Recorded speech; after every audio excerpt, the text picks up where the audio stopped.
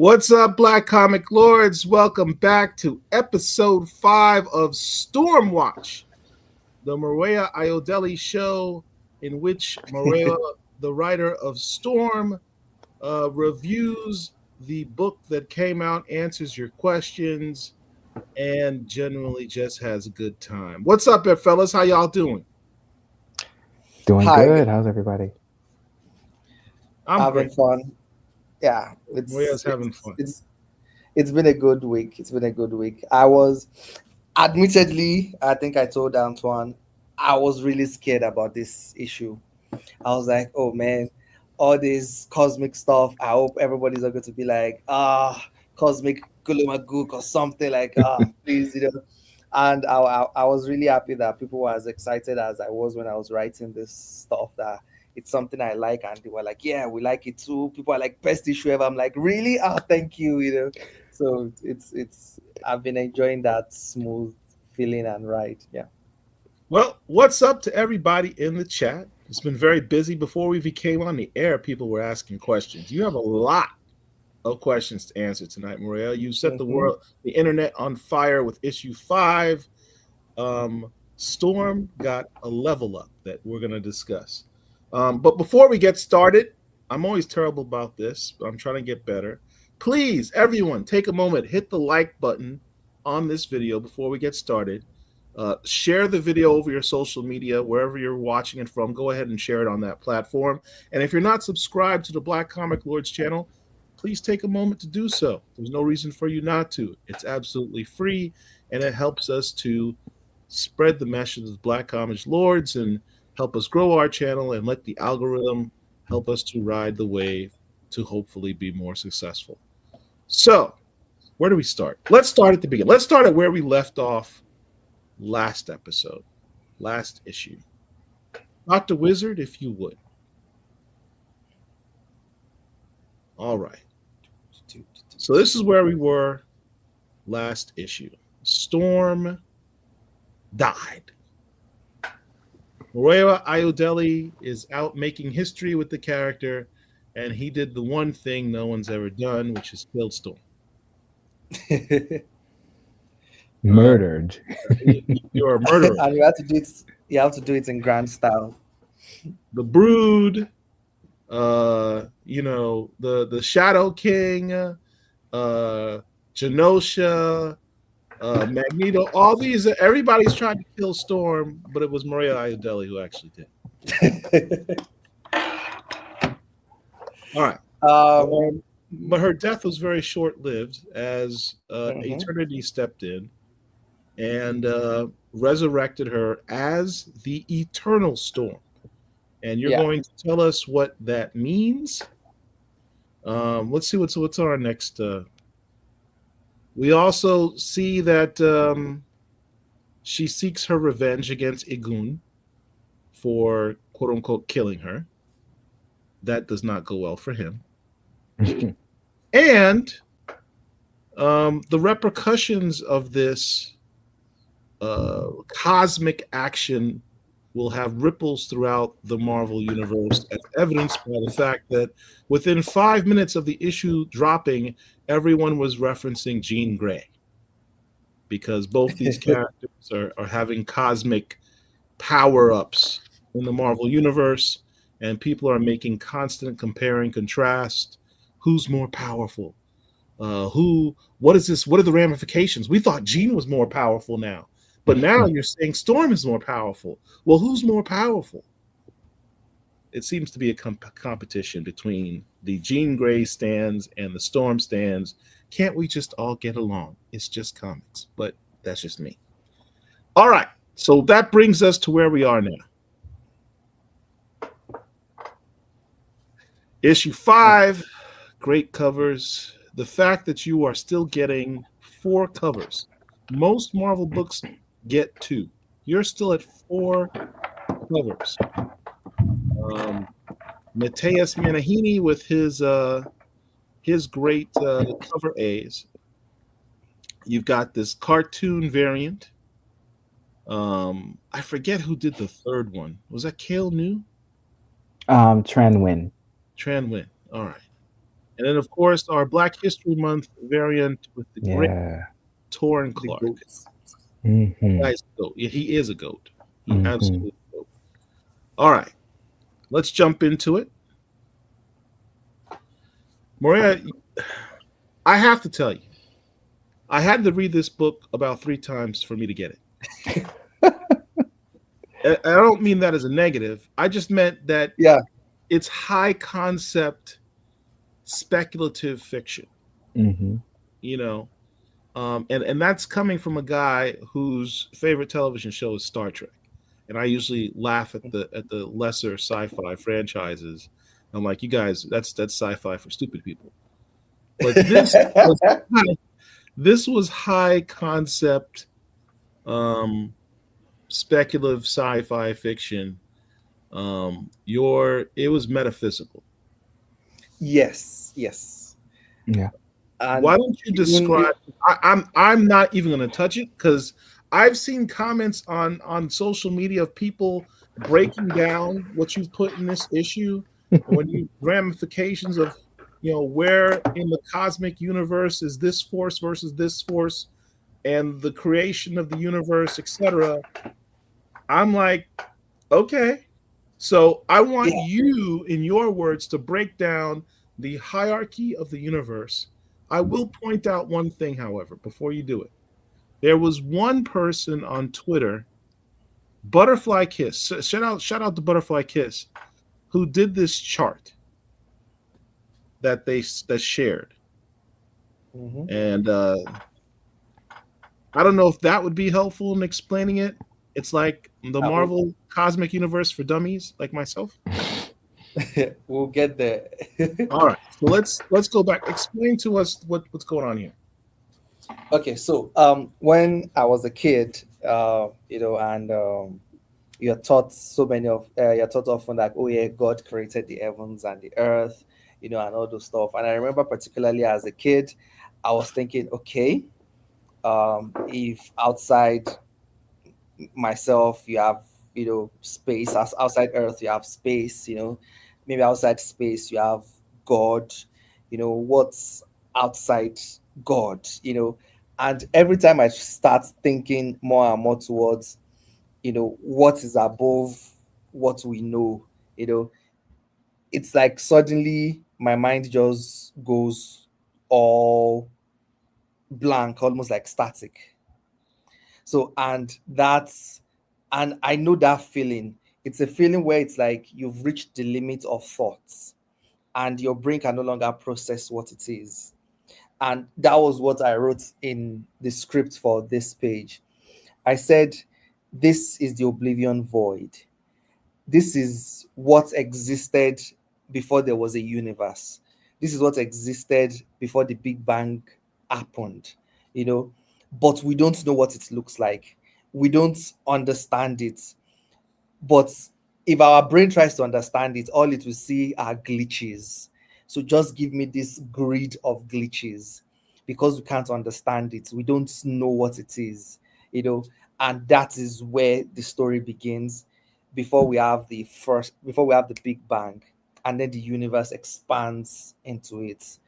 So explaining the concept of oblivion felt very necessary, like what's existed before the Big Bang. Even our scientists, always trace everything to the Big Bang, but what happens before that Big Bang?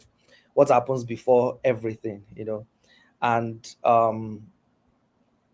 every story usually says, before there was everything, there was nothing, but there wasn't nothing. There was just oblivion, you know.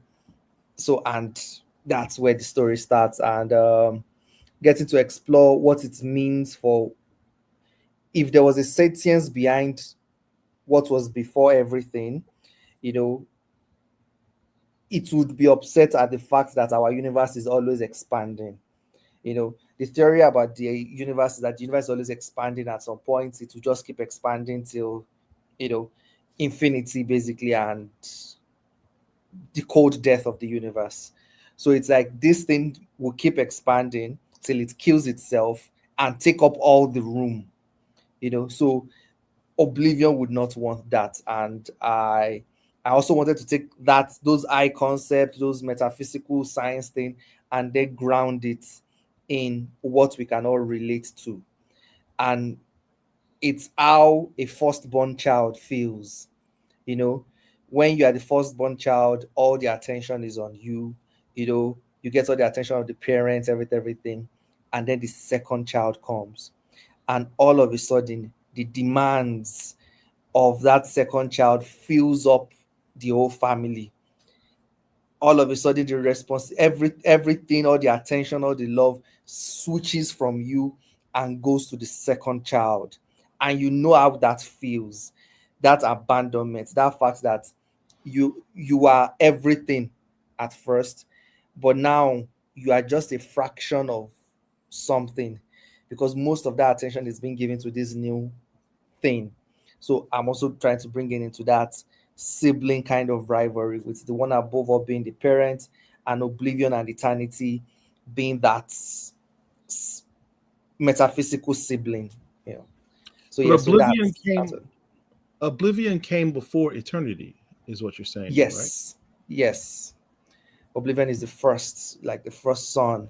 What was there, before you have a thought, there was something there. That something before you have a thought is oblivion. You can't touch it, you can't feel it, but it was there before you have an idea. It was there before there was light. It was there before there was, yeah. So You also so it's, mentioned the four primordials.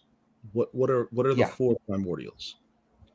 Um, there there are these entities that we've been seeing throughout the publication history of Marvel. They've been gradually getting introduced, and they're always pitted against each other. And I just think their names are cool. I think the role they play is also very important. And I wanted to play, and they're always referred to as siblings that I wanted to play around with. And that is eternity and infinity. They are said to be twins, Right. the male and the female. And then oblivion and death are said to be twins too, you know, also siblings. So those are the four primordials. So our story is going to be focused on those four beings.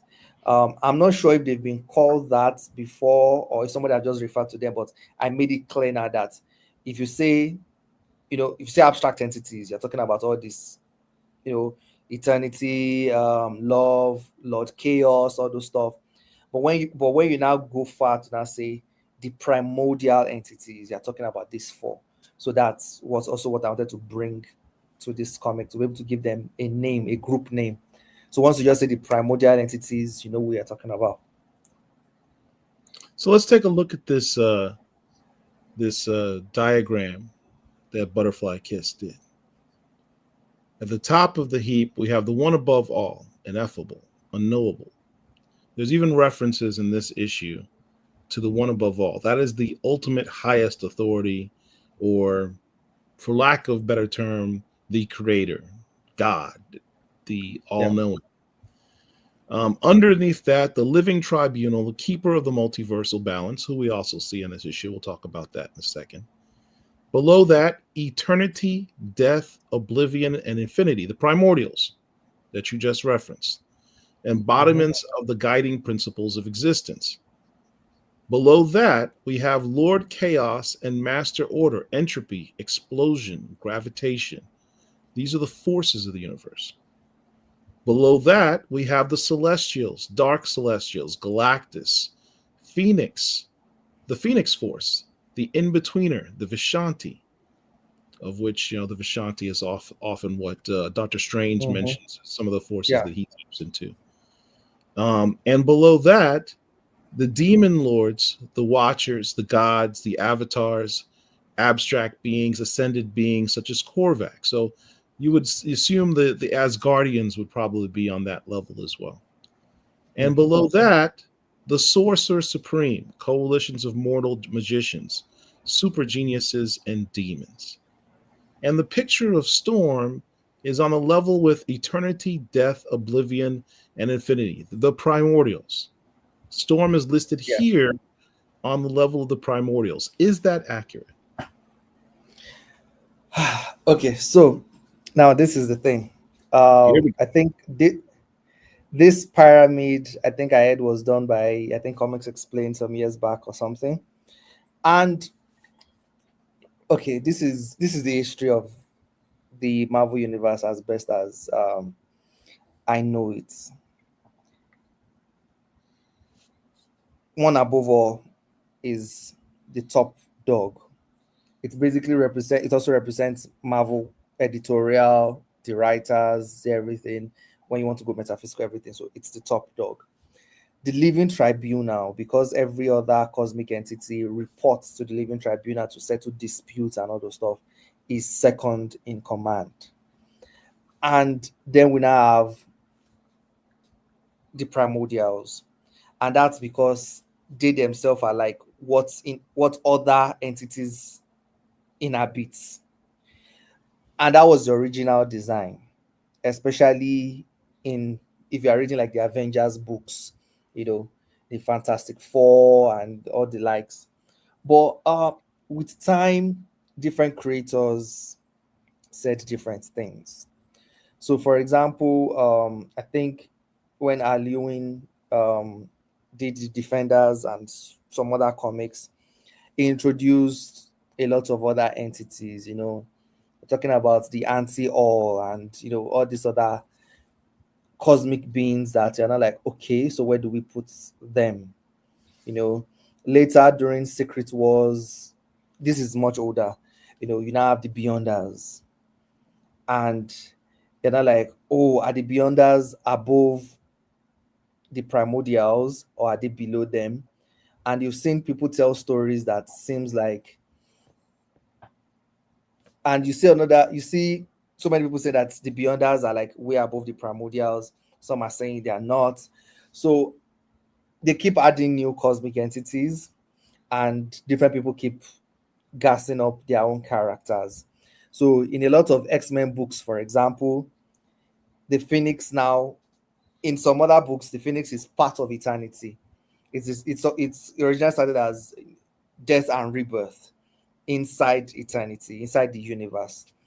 But then, in especially in more recent stories, it is now said to be creation, not just death and rebirth, including the Big Bang itself. Now saying that the Phoenix Force started before eternity, and it was the Big Bang that created eternity. So it's complicated now. It's a jumbled mess right now that if I want to address it in the Storm book, I think we'll be pushing away a lot of fans. We'll be spending too much time on it, and it will just so People have been for this. obsessing over this hierarchy, right? Because Yeah, you basically took the deck of cards and reshuffled it, and people are losing their minds over this. Kevin Pitts yeah. asked, "Is this now written in stone? Is everyone in Marvel in agreement with this? Did you have to get Uh, like permission to do this?" if I do anything that is not correct, Tom Rivers will just say, "Nah, this is not correct." So what I'm doing basically now is there are some entities I want to tackle in the Storm series. I don't have to bother about entities that I'm not writing. I don't have to bother about because they get crazy. Why do I need to bother about anti-all if I have Oblivion? So now for these entities that we'll be writing, it's one above all is on the top, and the next is the living tribunal because it's the one that will judge, and then we have the primordials. So those are the three levels. And because Storm is currently host to eternity, she's on the level of the primordials. Because in the trial by combat coming, she would have to face Oblivion on that level. So she's not lower than the primordials, right? When she's the host. So when she's the host, she's there, especially when she has connected to the full power of Eternal Storm. So the full Eternal Storm is on the same level with the primordials because it's basically eternity. So that's where, so that's the hierarchy right now. So let's go into this further. Oblivion awaits no longer. It's the title of this issue. What do you mean by that? It's a little inside thing for me because a lot of stories that have happened in the Marvel universe. Oblivion is described to be this very terrible being that will cause the destruction of the universe. Everything is going to lead to oblivion. So it's always oblivion waits. You know, at the end of eternity, oblivion waits. But when I say that, oblivion has been patient enough. In the Storm series, oblivion waits no longer.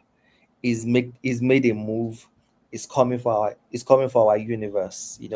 Who can save it? Storm. All right.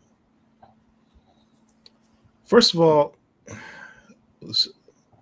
Storm looks absolutely gorgeous in this. Nah, Alex and Lucas killed it. I love the first panel especially. That behold our universe. And that look on Storm, perfect.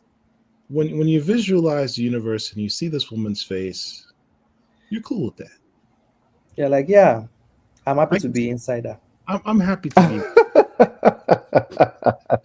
I'm not going to touch that. I'm not going to touch that. Mariel's going to get it censored. So what is the markings on Storm's face? What is the significance of that, other than it just looks really freaking cool? Yeah, I might give it a minute later, but right now it looks African. It looks freaking cool. It just looks cool. All right, that's fine. I didn't know if you're attributing anything to that. So Egon is being punished for his transgressions against Storm. He's literally begging for his life. She points out, well, I can't technically kill you because you're a spirit. But I can eat you. Yeah. I loved writing that part. She takes her her eternal Storm powers, compresses his spirit into a bite-sized little ball, and eats him. Go. I mean, what is the symbolism behind this, Murewa? What's going on in your head when you came up with this? Number one, I think I heard that time the last season of Jujutsu Kaisen was out, so I was watching it while I was writing it. So yeah, I loved that ghetto scene where he was swallowing the curses. So I loved that, and I'm like, man, I'm going to make Storm do that.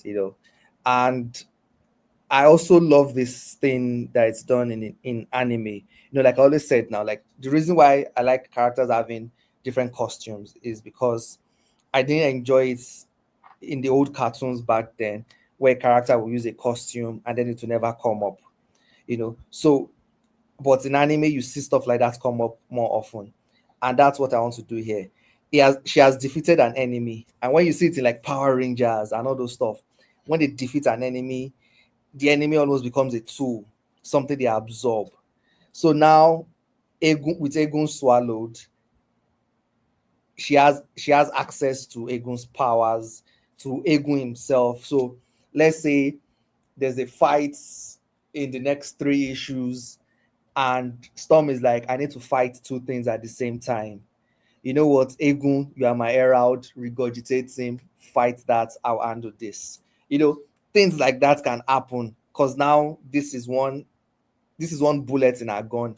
This is one item in her arsenal that she has now. I liked Lady Kerrigan's comment. No, she ain't vegetarian. She eats gods. Yeah. Nice. Shout out to Eternitine Forever. Thank you for the super chat. Appreciate it. We got bills to pay at blackcomiclords. This stuff ain't cheap. If anyone else wants to give us some super chat to show us some love for all this dope programming we're giving you, please feel free. We could use the money. Galactus lived before the Big Bang, but it was within eternity. Yeah. Because eternity had a rebirth, so it was still inside the universe. It wasn't in the Oblivion Void. So he's not that close to Oblivion. He's still an eternity person. Yeah, the Celestials go back a ways, but certainly not to the point of Oblivion. Yeah. They're part of the universe. So, okay. All right, I'm trying to learn the hierarchy. All right, so she eats Egun, and she's like, "Well, that's one problem solved. Let's move on to the next one." To next, exactly. Next, Next. let me travel to Now Latveria. you. From the spirit plane now to Doom Castle at Latveria. Now you, and at this dramatic entrance, I noticed the color scheme in this issue. A lot of blues and greens, purples. Was that intentional? Was that something that you gave directives to? I think it's mostly Alex, but it's also the color schemes of the characters. Eternal Storm is mostly on the blue spectrum, while Doom is on the green spectrum. So Yeah. you even see like in the full page where they both face each other, it's you see Doom in like greens. But because Eternal Storm is way more powerful than he is, the blue encompasses him on the page. Things like that. So that's why we're seeing those colors more. I had one last question about Egun. Like she swallowed. I'm still getting over that. She swallowed, dude. Does that mean? I think someone had a question. Quid pro quo.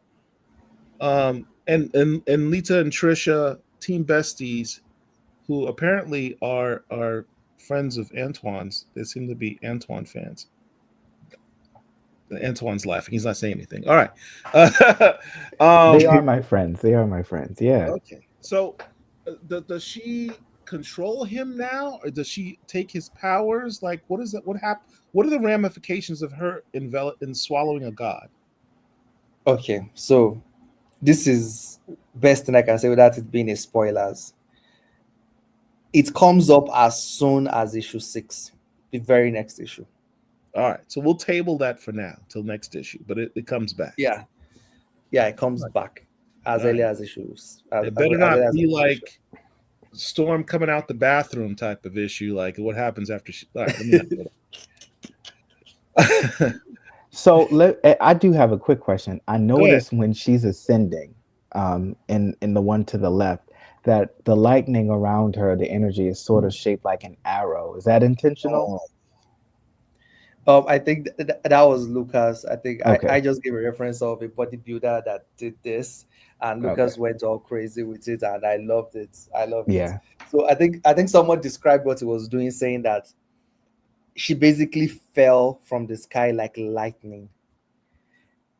Yeah, I Like mean, she became the living lightning of some sorts, like the way she descended. So yeah. I like it. So is that her new mode of transportation at this point? No longer sort of wind rider, she's the lightning rider. Maybe in this form. In this form, our powers are like turned up to 11. Like personally, I think Storm is capable of like serious speed. For example, like if she increases the electricity going through her nervous system or everything. But when she's in Eternal Storm form, it just becomes easy that she can be very, very fast. The fact that she can conduct electricity through her entire body in this Eternal Storm form, it becomes way easier. It becomes way more powerful. Storm, yes, is a glass cannon, but is not completely human. But in this form, she's like juggernaut level, like you can't pierce my skin kind of thing. So that's what this power hub does. It's a power set, but just turns it up to an infinite level. I think I was having a conversation with someone about that, and I think I posted about it on Twitter too, because my understanding was similar to that, is that it is her power set, but she has greater access to it now because of the physical increase. Like it's still all her power, but it's her physical body that allows her to take it further. Because Omegas Exactly. have limitless potential. The power is limitless, but their bodies are not. Yes. Yeah. They can burn themselves out if they're not careful. That's a really good point, Antoine. That's a very good point. She's because she's a mega, that's a very good point. She has unlimited power potential. The only thing that limits it is her actual physical form, which has now been, she's been relieved of that due Yeah. to her Yeah. ascendancy. Yeah. And juiced up. But this is all still her power. The Yes. question becomes, how much of that power is mutant based and how much of that power is sorcery based? All aspects of it will be elevated if she's in eternal storm form. Well, this is going to be quite a ride. So Yeah. she squares up against Doom. Doom Yeah, seems unbothered. But as we quickly find out, Doom is also, is the word coward accurate when you talk because I've always found tactical retreat. He doesn't run away. It's tactical retreat. tactical retreat. I guess from his perspective, he throws Doom bots at her. I mean, this is a spoiler show, so he throws Doom bots at her. And I guess I've always been bothered by the fact that he uses Doom bots. I always viewed it as somewhat cowardly, but as a tactical measure and his own arrogance, because he's a bit of a narcissist, is the concept that these people are beneath me. I need to throw my pawns at them before I even need to get involved. If you can't get through my Doom bots, why would I dirty my hands, my gloves against you? Go deal with my pawns, and if you make it past them, I might give you my attention, is kind of the mentality. So the fact that he knows Storm has come back, first of all, he already knows Storm is a powerful entity, but even before she died, right? By herself. For her to come back, she obviously has her powers. He's still throwing Doom bots at her. And one could view it either one of two ways. Either disrespectfully, like, you know she's beyond the pawns of your Doom bots. Or tactically, as you said, he's testing what her powers are. Because remember, in the previous issue, he just discovered she doesn't have her powers. He doesn't know who this person who just came back is. He doesn't know what's going on with Storm. So he's testing her by throwing Doom bots at her to see just what is the extent of her powers at this point that he previously thought she did not have. Is that pretty much what's going on? Yeah, and these Doom bots are like, they have like full Sorcerer Supreme powers. You know, they can cast the spells he can, and all those stuff like that. So yeah, so it's testing the waters. It's distracting her away. It's, if possible they win, that would be good. You know, it's every trick in the book basically, just to avoid facing her. Yeah. All right.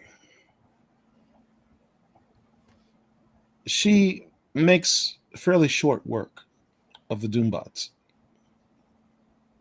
My man Murewa literally had her snap her fingers Thanos style to get rid of the Doombots. I love that part a lot when I was scripting it. What were you thinking on this part? No, I wanted to show how fast she could like freeze things, like just to show, because I think what people forget, like in real life, although Bobby Drake now does that almost every time, but in real life, freezing things actually takes a lot of time and energy, right, compared to like setting them ablaze or anything. So, and seeing something being frozen in an instance, like this is how powerful this character is, you know. So it's a way of also keep showcasing the power set. So yeah, Doom might be doing all this to know who this character is and how powerful it is, but it's also me as the storyteller trying to make the audience also understand how powerful this character is. Yeah. And it's like the way he's seeing the myriad of her powers. He overwhelms her by throwing a bunch of her at him at one time. She sends the one singular Doom first, gets rid of that guy. Sends a bunch of them at the same time. She freezes them instantly, and then demonstrates what she can. Right, and then demonstrates what she can do with the lightning. So he's literally testing her powers. She took it personally. Mm-hmm. Um, and points out, you can't deceive me. Now, Doom, again, from last issue, he seems to enjoy eating a lot. You keep visualizing him at the table having these fine dining meals. What's up with that? What's up with In my Doom and mind, these fine dining meals? I almost feel like it's like, oh yeah, yeah, quickly, quickly, quickly, give me food. Let me act all badass and act like Is That's he like exactly what I got from it. like maybe the fight with Aegon and Storm and Eternal Storm that caused the first this thing is like, oh my god, I almost died. I Right. almost died, Quickly, quickly, she's coming, Let me act all cool. Let me act all cool. so Yes. he's intentionally trying to be as cool as possible to her. Yeah, I almost feel like the eyes, like, oh my god, I hope she doesn't do anything crazy, like dude, that kind of thing. Yeah. To his But credit, but that's just my own head canon. To me, I don't like degrading any character. I always like elevating every character. And right now he's Sorcerer Supreme. Doom is proud. Is everything. He's still going to act all badass. Like that nothing will happen to me. He has that utter confidence. Like I won't die. Like no, not yet. Because number one, he knows how much effort he has put into his plans for one world or that Doom, and he can be egotistical in that level to be like, I can't put all that effort into something and it will end like that. No, and also there's that faith he has in Storm. Like Storm won't kill me. Storm is not Wolverine. Storm won't kill me. So and yeah, so yeah, there's that confidence too. So yes, there's the comedic part in my head, but the epic thing is nothing will happen to me. I'm good. That's where Storm is coming. That's where Doom is coming from. yeah. All right. So Kanan White's in the house. Shout out to Kanan White. Reminds me of when Lex Luthor, Gene Hackman, was trying to look all cool as you hear Superman busting through the door. Exactly. It's almost a bit of a show, like he's trying to remain unfazed.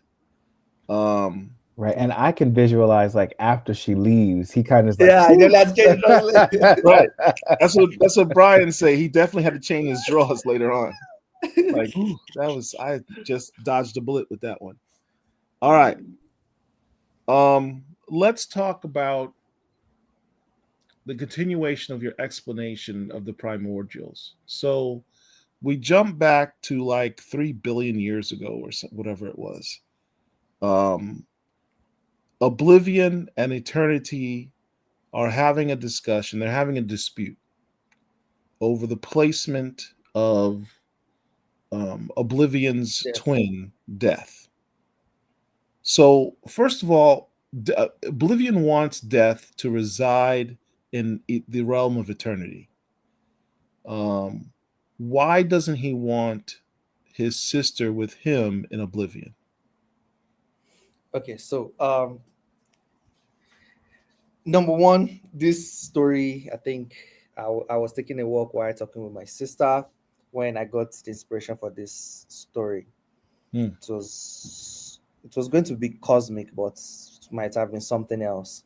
And everyone in the family has been telling me, just work on this your UK visa thing, go to the UK, and my sister has been like, you can come visit.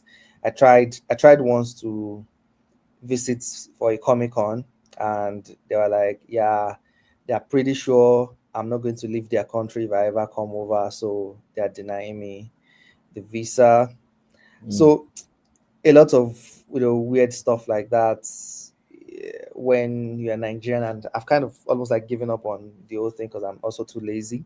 So and I thought of that, of how I have someone that I've known for like almost 20 years, and after the 20 years, the next 10 years I've not seen her in person. at all. I've only spoken to her over the phone, anything. I've not seen her in person in like 10 years. And I'm like, that's kind of messed up if you think about it, you know. And it's not, I've not seen this person because I choose not to see this person. Is I've not seen this person because I can't even see this person if I wanted to. And it's like a lot of families go through this when it comes to migration as a whole concept. This is not about like the US anything, this is not anything political, anything, but just in migration itself as a concept. When you go to another place to look for greener pastures, you know, you are basically leaving your comfort zone. You're basically leaving family to look for greener pastures. And if you are lucky enough to find it or at least settle down in that place, it doesn't mean you can get your family to also still come and meet you. Sometimes you are forever separated.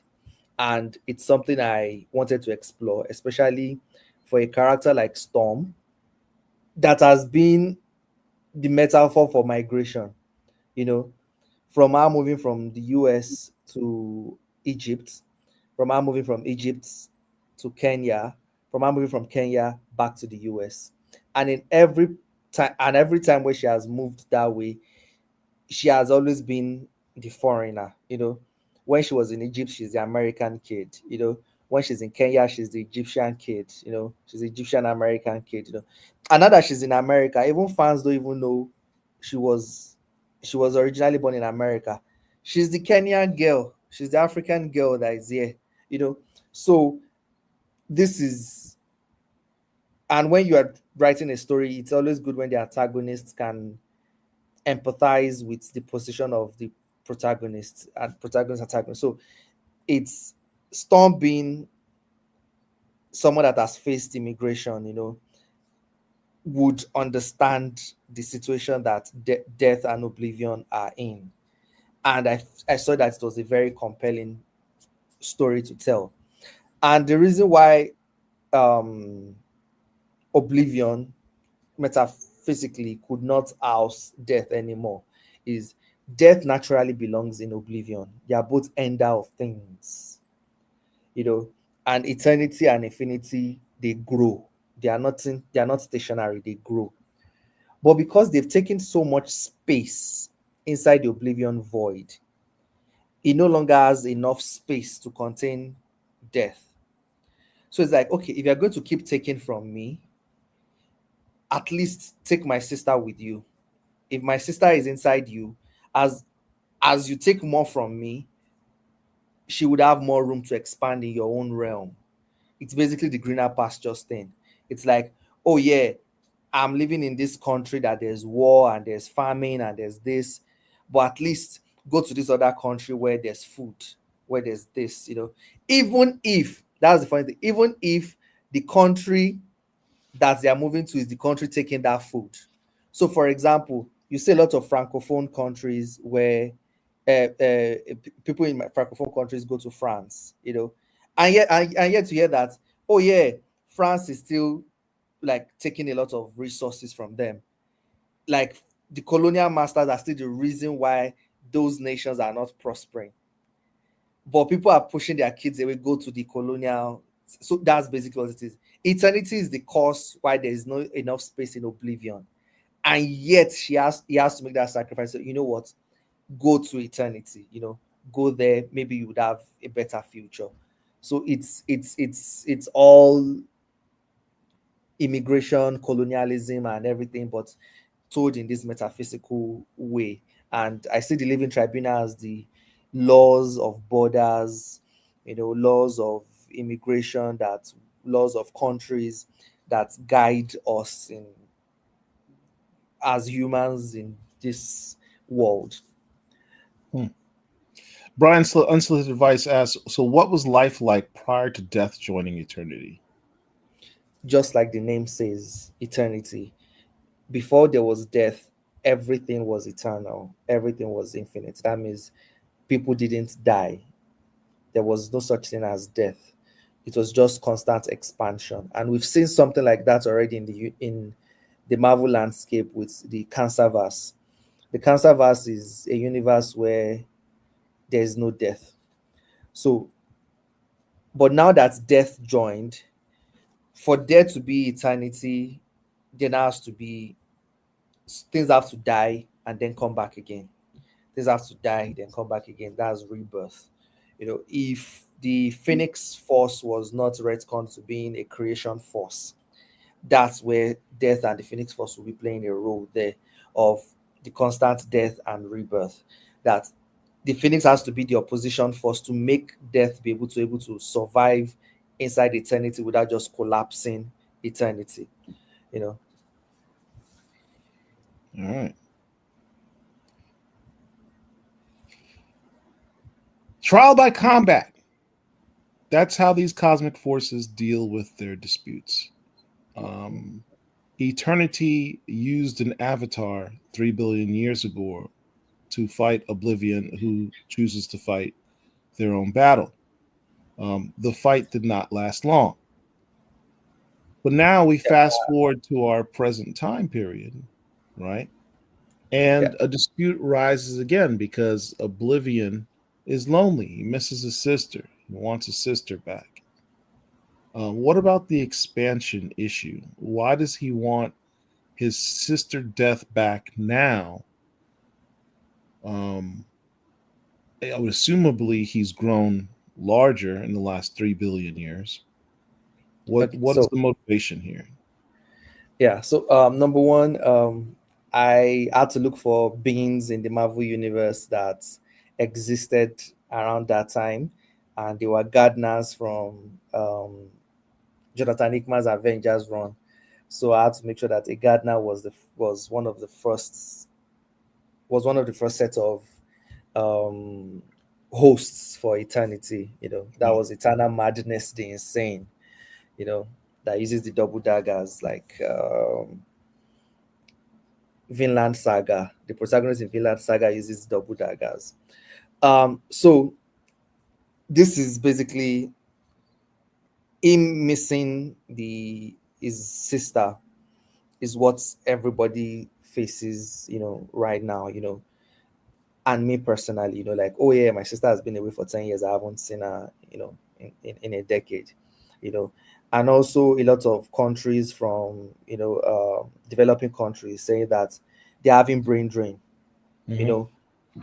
A lot of some of the best doctors are now going to the UK because the pay is better, the infrastructure is better, and so many things are better. So people are leaving these developing countries to the developed countries, and they keep leaving. And it's like, it's making these countries worse.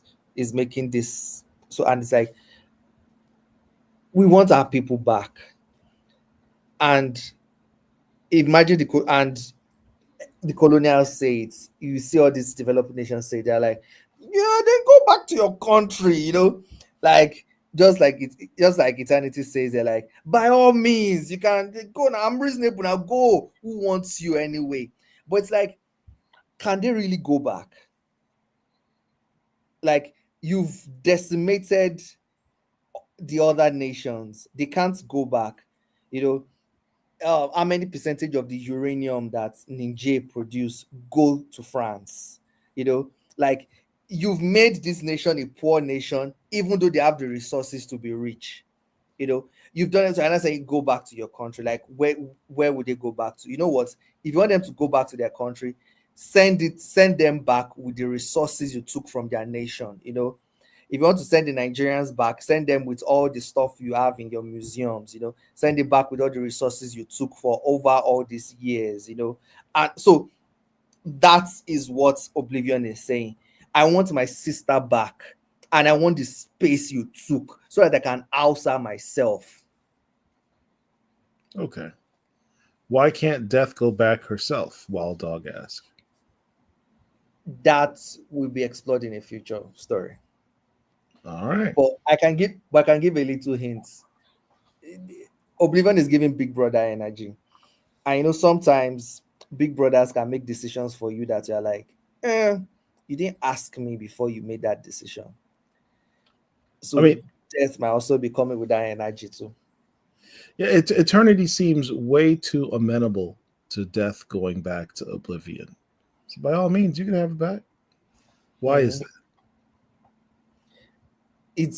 It's picking from everything I've said. Like it's what every nation says. Like who's holding you? Like you guys go back. Like I don't have any issues with it.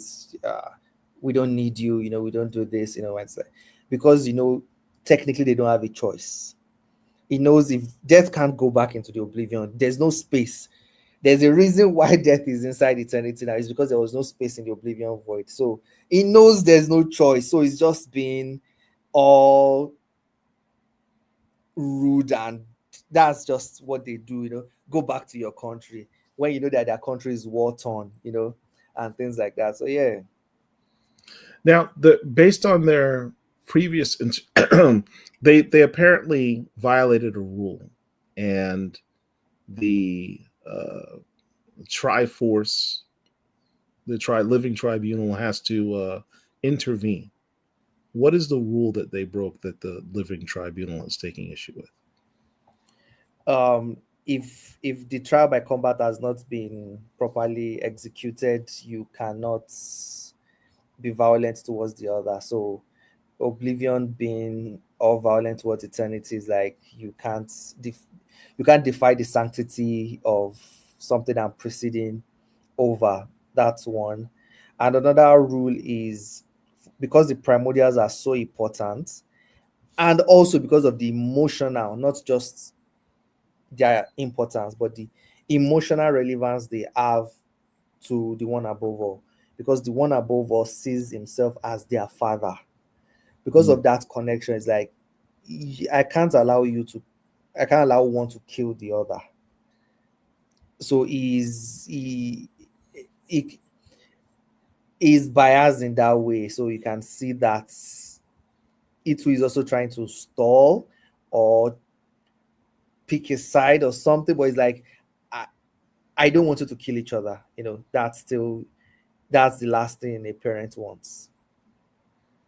If you're just now tuning into us, please hit the like button, share this video, and if you're new to our channel, please subscribe to the channel. All right. So there's a penalty for them violating the rules of the one above. Um, and that penalty is he says here, the motion's denied, and your right to convene another trial is permanently revoked. You shall forever spend all of your existence separated from your twin.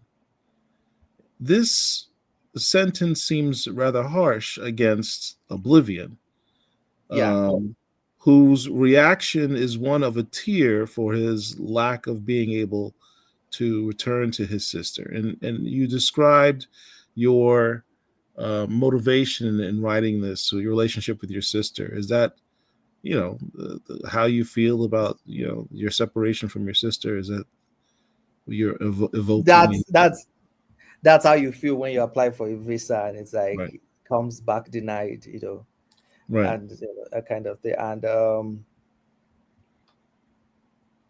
like I said, metaphysically, also the one above all is the writer of the comic too. Yeah. So when I say the one above all, was moved, it's also say that the writer of that story was also moved. Okay. So the one above all was moved. The one above all's house is the house of ideas. Now I've heard this term before. Marvel is always referred to as the house of ideas. Yeah. Explain this. What is the parallels here? Yeah. Yeah. I think this already been a thing before. I came to Marvel. I think Mark Wade is the creator of the one above all. I'm not sure if he also created the House of Ideas, so they play around with the whole thing. I think in the original iteration, the one above all was Jack Kirby.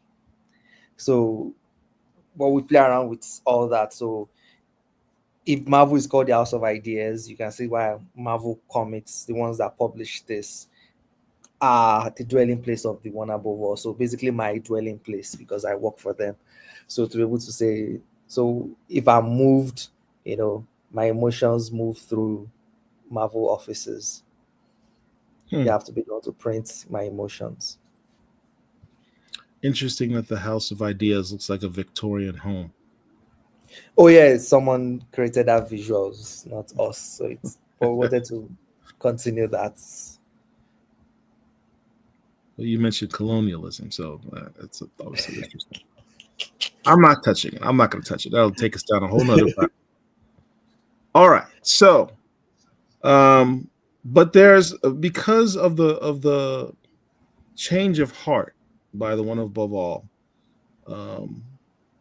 they're allowed trial by combat again. Is that what happened? Yes. He's going to allow them to work it out and figure out whether or not death can move back to oblivion. Yes, but this time it won't be, because the one above us still doesn't want either of the primordials to die, and if they can't figure it out, it will just have to be an issue of space. So it's the person that loses will be reduced to the size of a speck, uninhabitable by a thought or atom that small. And that might not mean the end of that primordial being that tiny. But if it's eternity, definitely the earth is gone, because we can't survive in that size. So for us, it means worse, It means something terrible for the primordials, but for us as humans, it means something worse. So it's, who would win and who would get smashed into the size of a speck. Yeah, I mean, one of the rules of the Marvel universe is that gods basically can't die. They can be reduced, they can be sidelined, they can be put on a shelf, but they can't really be utterly destroyed. So whoever wins this battle gets to rule not the universe, but existence for a while. I guess is that. And not for a while, forever. They get to house infinity and death and all the other primordials, but the other one has to be the size of a speck. Yeah. Forever. So you don't die, but you're the size of a speck. Who thinks that our our headliner, our resident goddess, would be okay with something like that happening? Yeah. Just an idea. Just an idea. I mean, what we know about Storm, even if she were to win, would she want Oblivion to be reduced to a speck of nothing, or would she say, well, wait a second, balance? They call her, the goddess, the balance, the Hadara Yao, and all of that. So I think it's an interesting concept, because I also don't see Storm being a willing participant in something like that. Yeah, especially the fact that she's also be an immigrant. She also understands being separated from family. She understands all these things. So yeah, it's going to be a tough one for her, both emotionally and physically. In the previous battles between Eternity and Oblivion, Eternity has routinely selected avatars to fight on their behalf. Oblivion has always fought their own battles, at least so we see, to the extent that we see. But in this instance, in this more recent instance, the tribunal's asking Eternity, who shall aid the universe? And the image of Eternity changes from the one that we know traditionally in Marvel Comics, this more modern one with this African mask styled face. What's the significance of that? Marvel talked about after gods that all these entities have a new design, and I love the old design. I love the old design a lot. So I'm like, okay, let's meet at a middle ground. I would use the old designs and the new designs too in this story. So, but what I'll do is, just because we also know something about the cosmic entities, they don't have one physical form. Right. In fact, we see them based on how our mind interprets them. So I'm going to make them change form while telling this story. So that's why the Living Tribunal changes form and other stuff. And I say, so that it doesn't confuse readers, besides their color schemes, we're going to make their balloons unique. Their balloons are not usually unique in other comics, but in this comic, they are unique. So that if you see the yellow balloon, you know this is the Living Tribunal, no matter the shape or form it takes. Mm.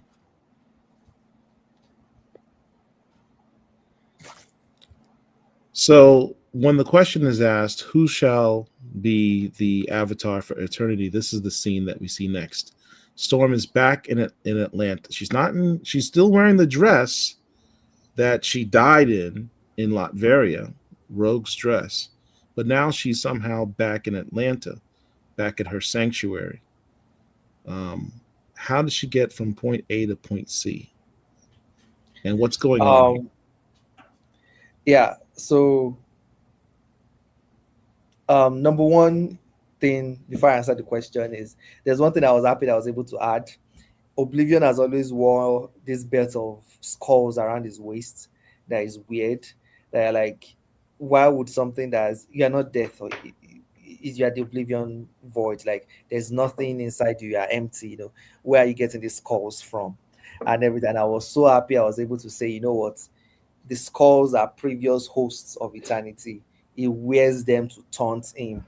You know, we all think that eternity too is the bad person, but you know, Oblivion 2 can also be a badass too. You know, like you see all these belts, those are all the ones I've won, and you still want to face me again. So even for every other host of eternity, seeing that alone, that this is every other previous host, they've all died. He's never lost a battle. So that was a very nice one. I was happy I was able to add. But what's going on through Storm's mind is what we've known Storm for. Number one, her claustrophobia. You know, like she doesn't like being trapped, and she felt trapped in her own body. Number two is something also no Storm for that even sometimes she's been criticized for is this. A mutant ability, she never sees it as a curse. She has always seen a mutant ability as a blessing.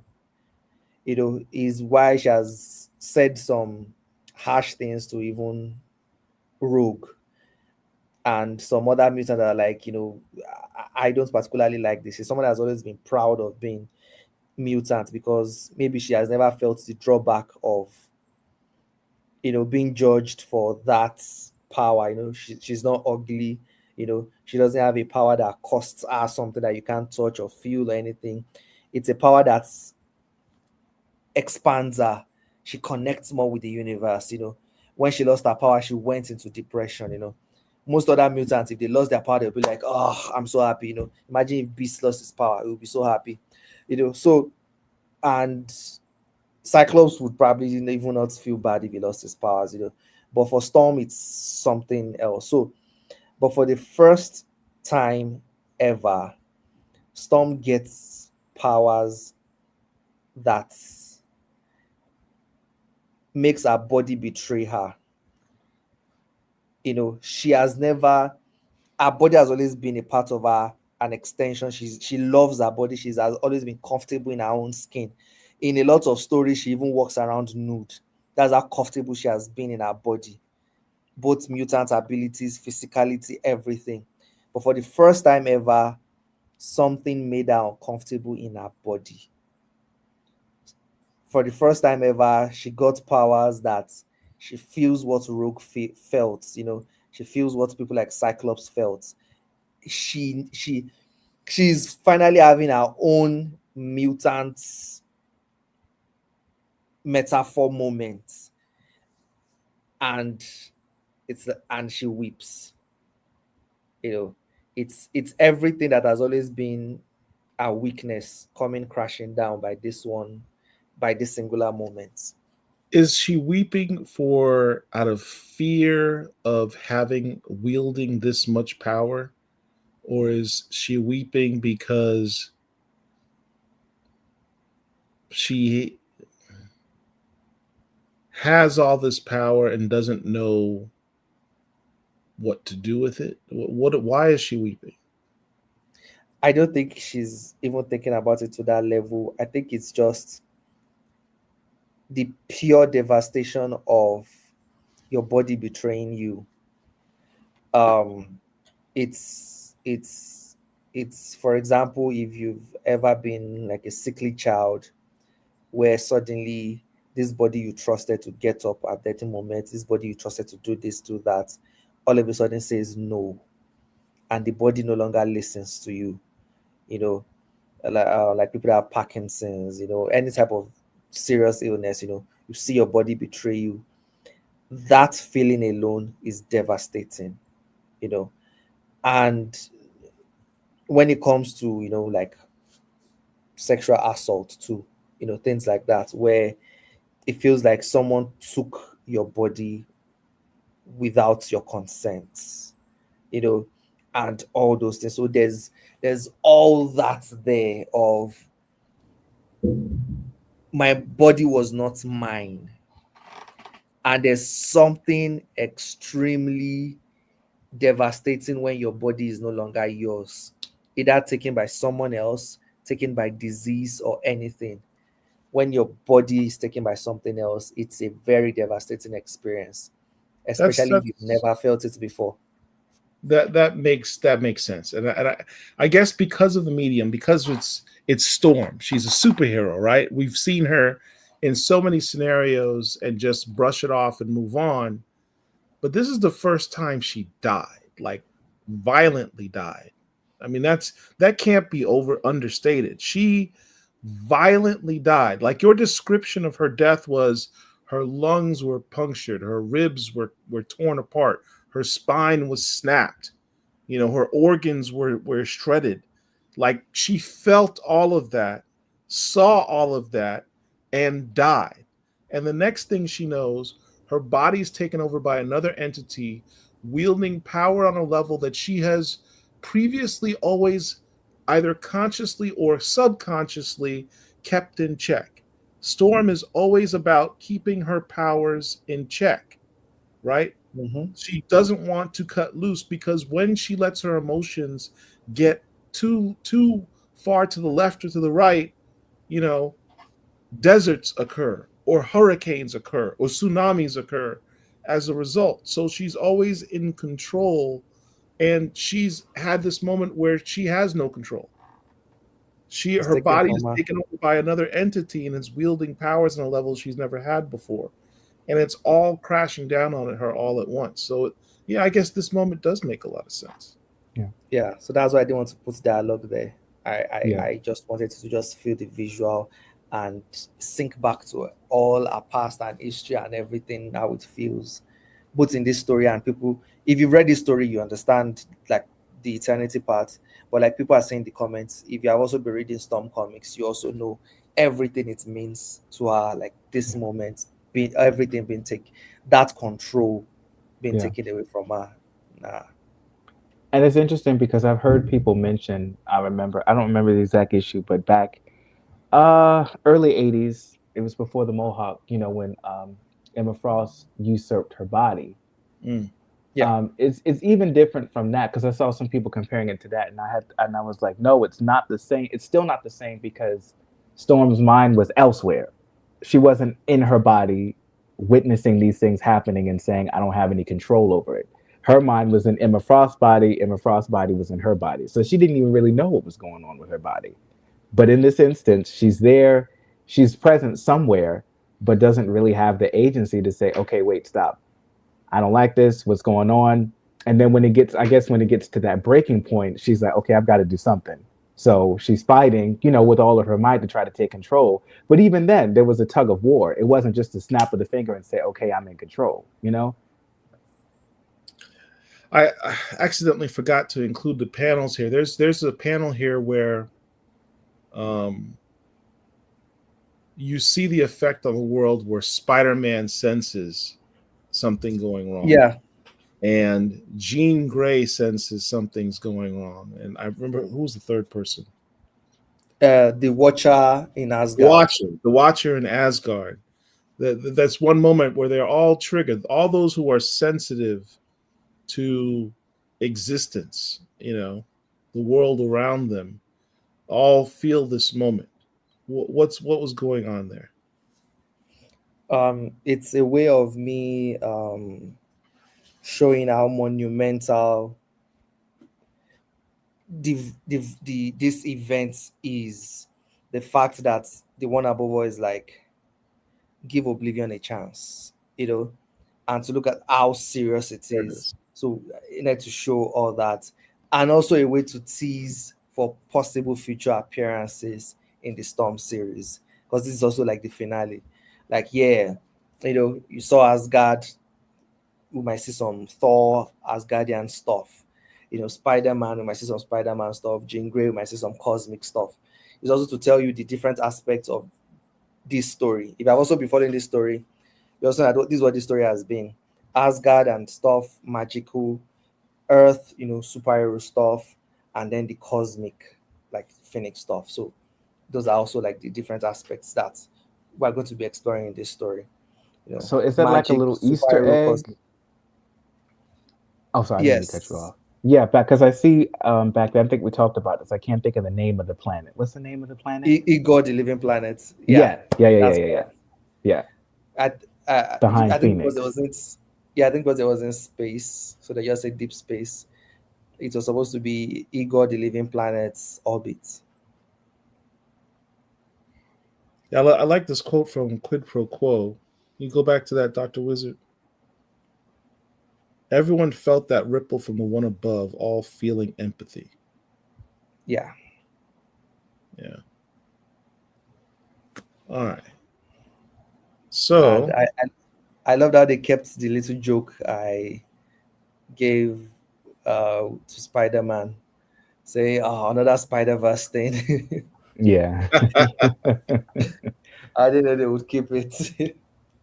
Yeah, it was appropriate that Spider-Man was in this because he talks about the Spider-Verse. He jokes about that.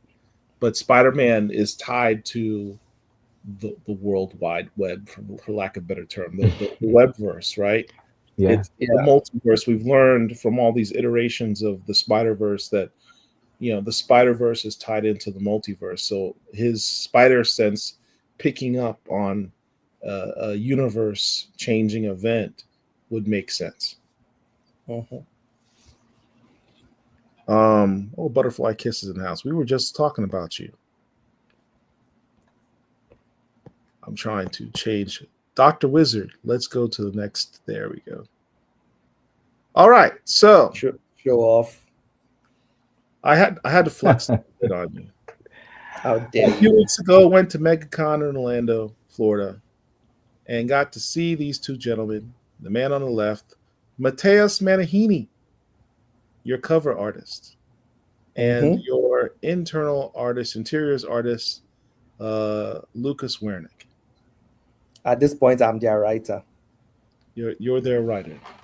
I got them to sign that issue, which I now have here. Can't see it because my visual thing, but got it slabbed. Double signatures. It came back as a 9.6. I'm pissed off about that. Some non-existent tear they said they saw it, but double signatures on this issue of Storm number 4. Death of Storm. So I was really excited about that. But the reason I bring that up is not just to flex. First full appearance of Eternal Storm. And the first full appearance of Eternal Storm. I spoke to both of them. I didn't realize they're both Brazilian. Everybody on the team is Brazilian except for me. Everyone on the team is Brazilian except for you, which is why I think one of your upcoming issues is taking place in Brazil, right? Yeah. They said that they're both willing to join us on Stormwatch for a future episode of your selection. So I was thinking maybe when we have that issue that you're doing that takes place in Brazil, the 50th anniversary, that would be the episode to bring the both of them on. That would be fantastic. So we'll work that out. We'll try and work that out. Time schedules permitting. All right. So let's jump into Oh God. The Drama. internet. You know, before I get into this, take this off for a second, Dr. Wizard. There's something I have to say.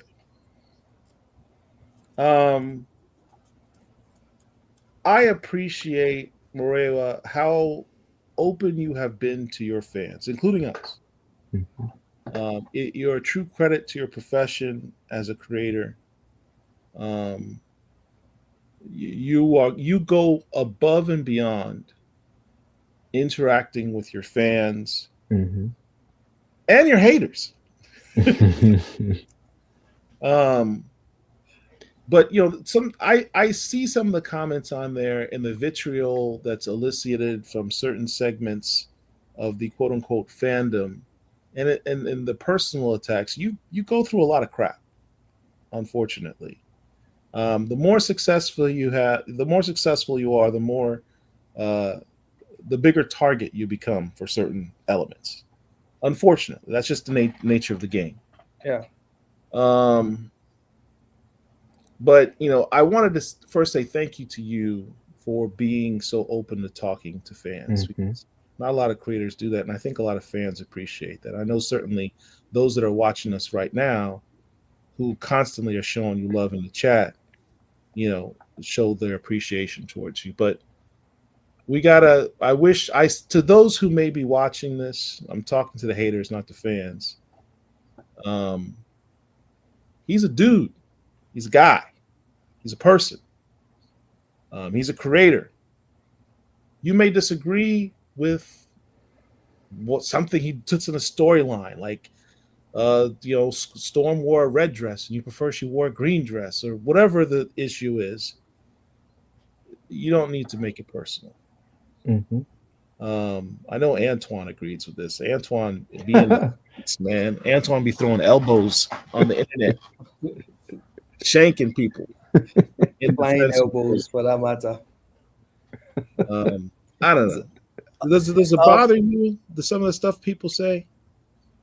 um, okay, so normally the expected thing is when you get hit, you just shut up.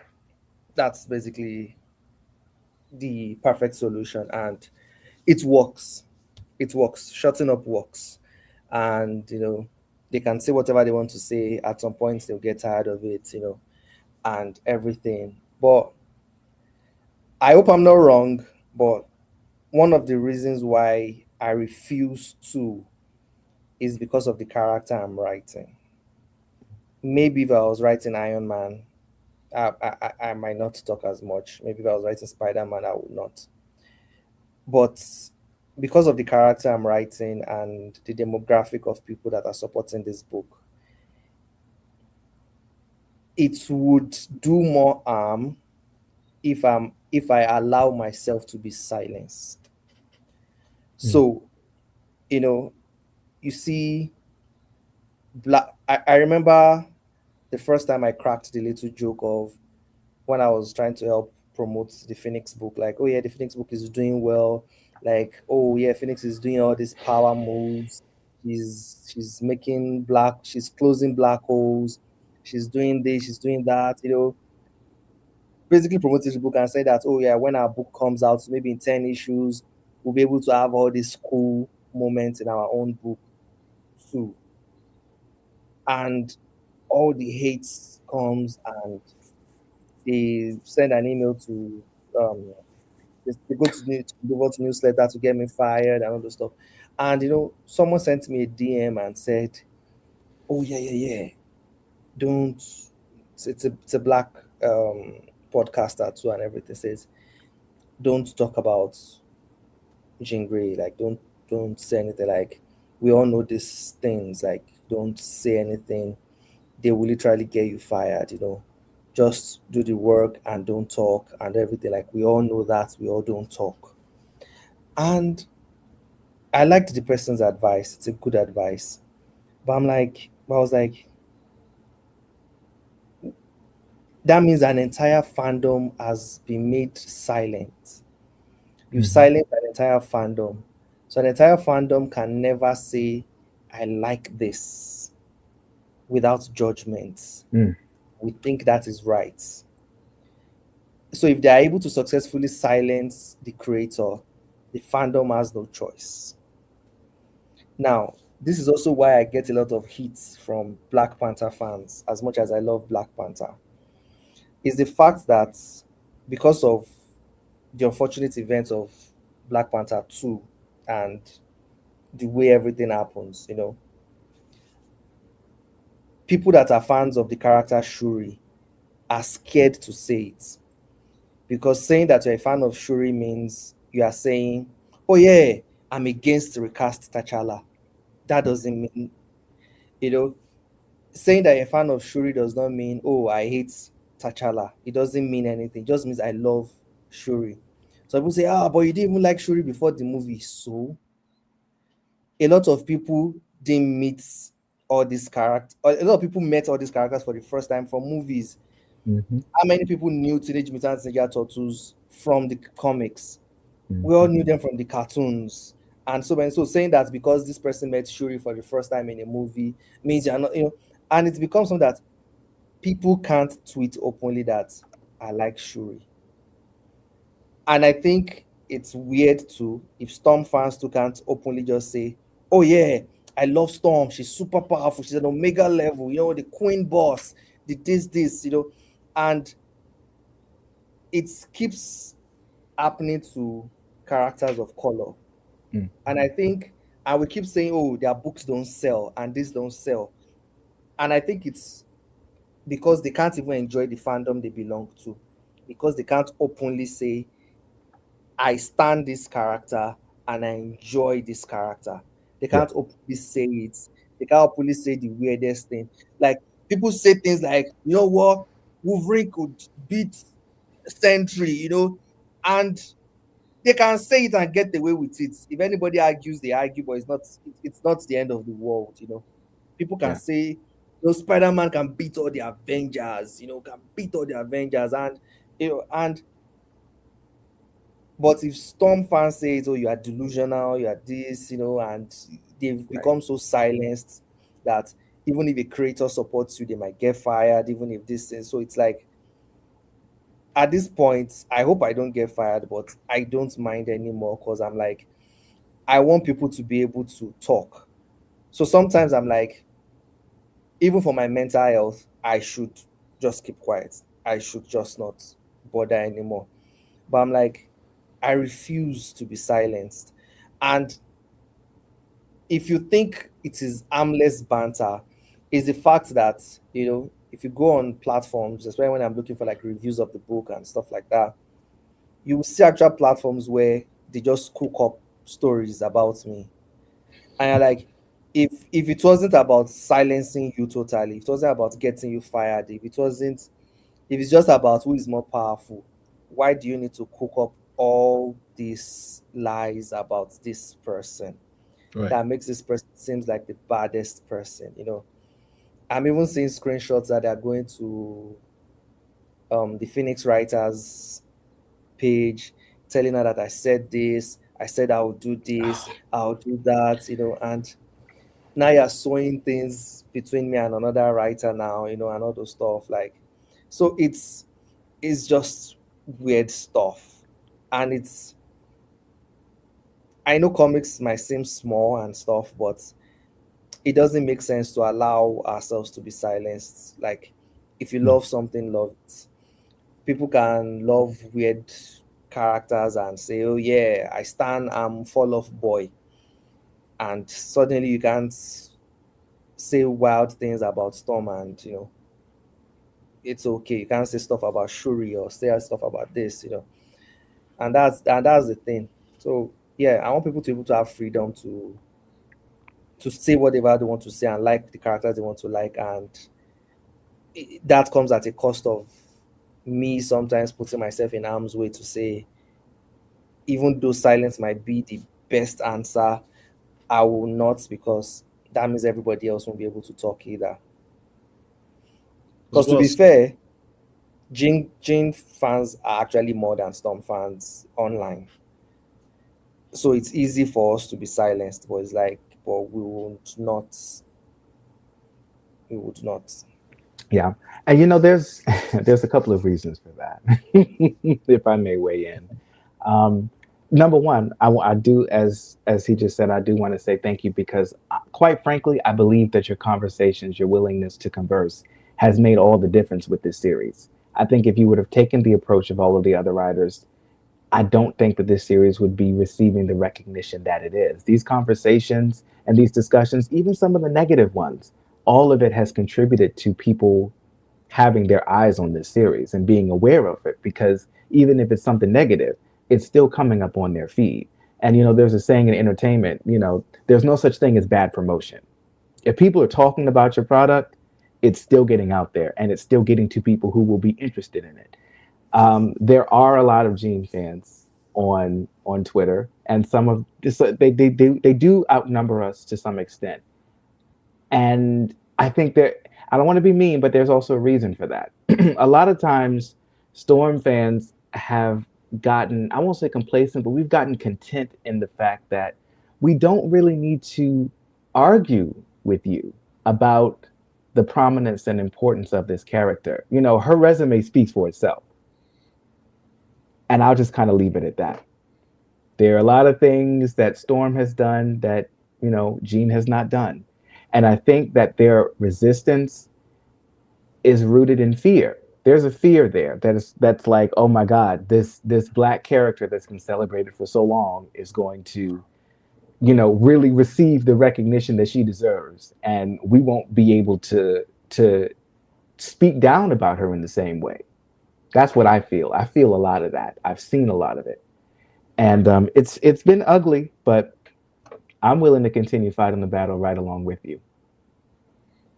There's a lot of discussion about the concept of how fandom is becoming increasingly toxic. And it's a byproduct of a larger macro issue in our society, where we've become more polarized as a society, more tribal as a society, where you have to pick a side. Having a stance on a particular issue puts you in a certain camp. Even if it's just one stance on one issue, all of a sudden, you're identified as being with them. Yeah. Where you can't have different, and it's crazy.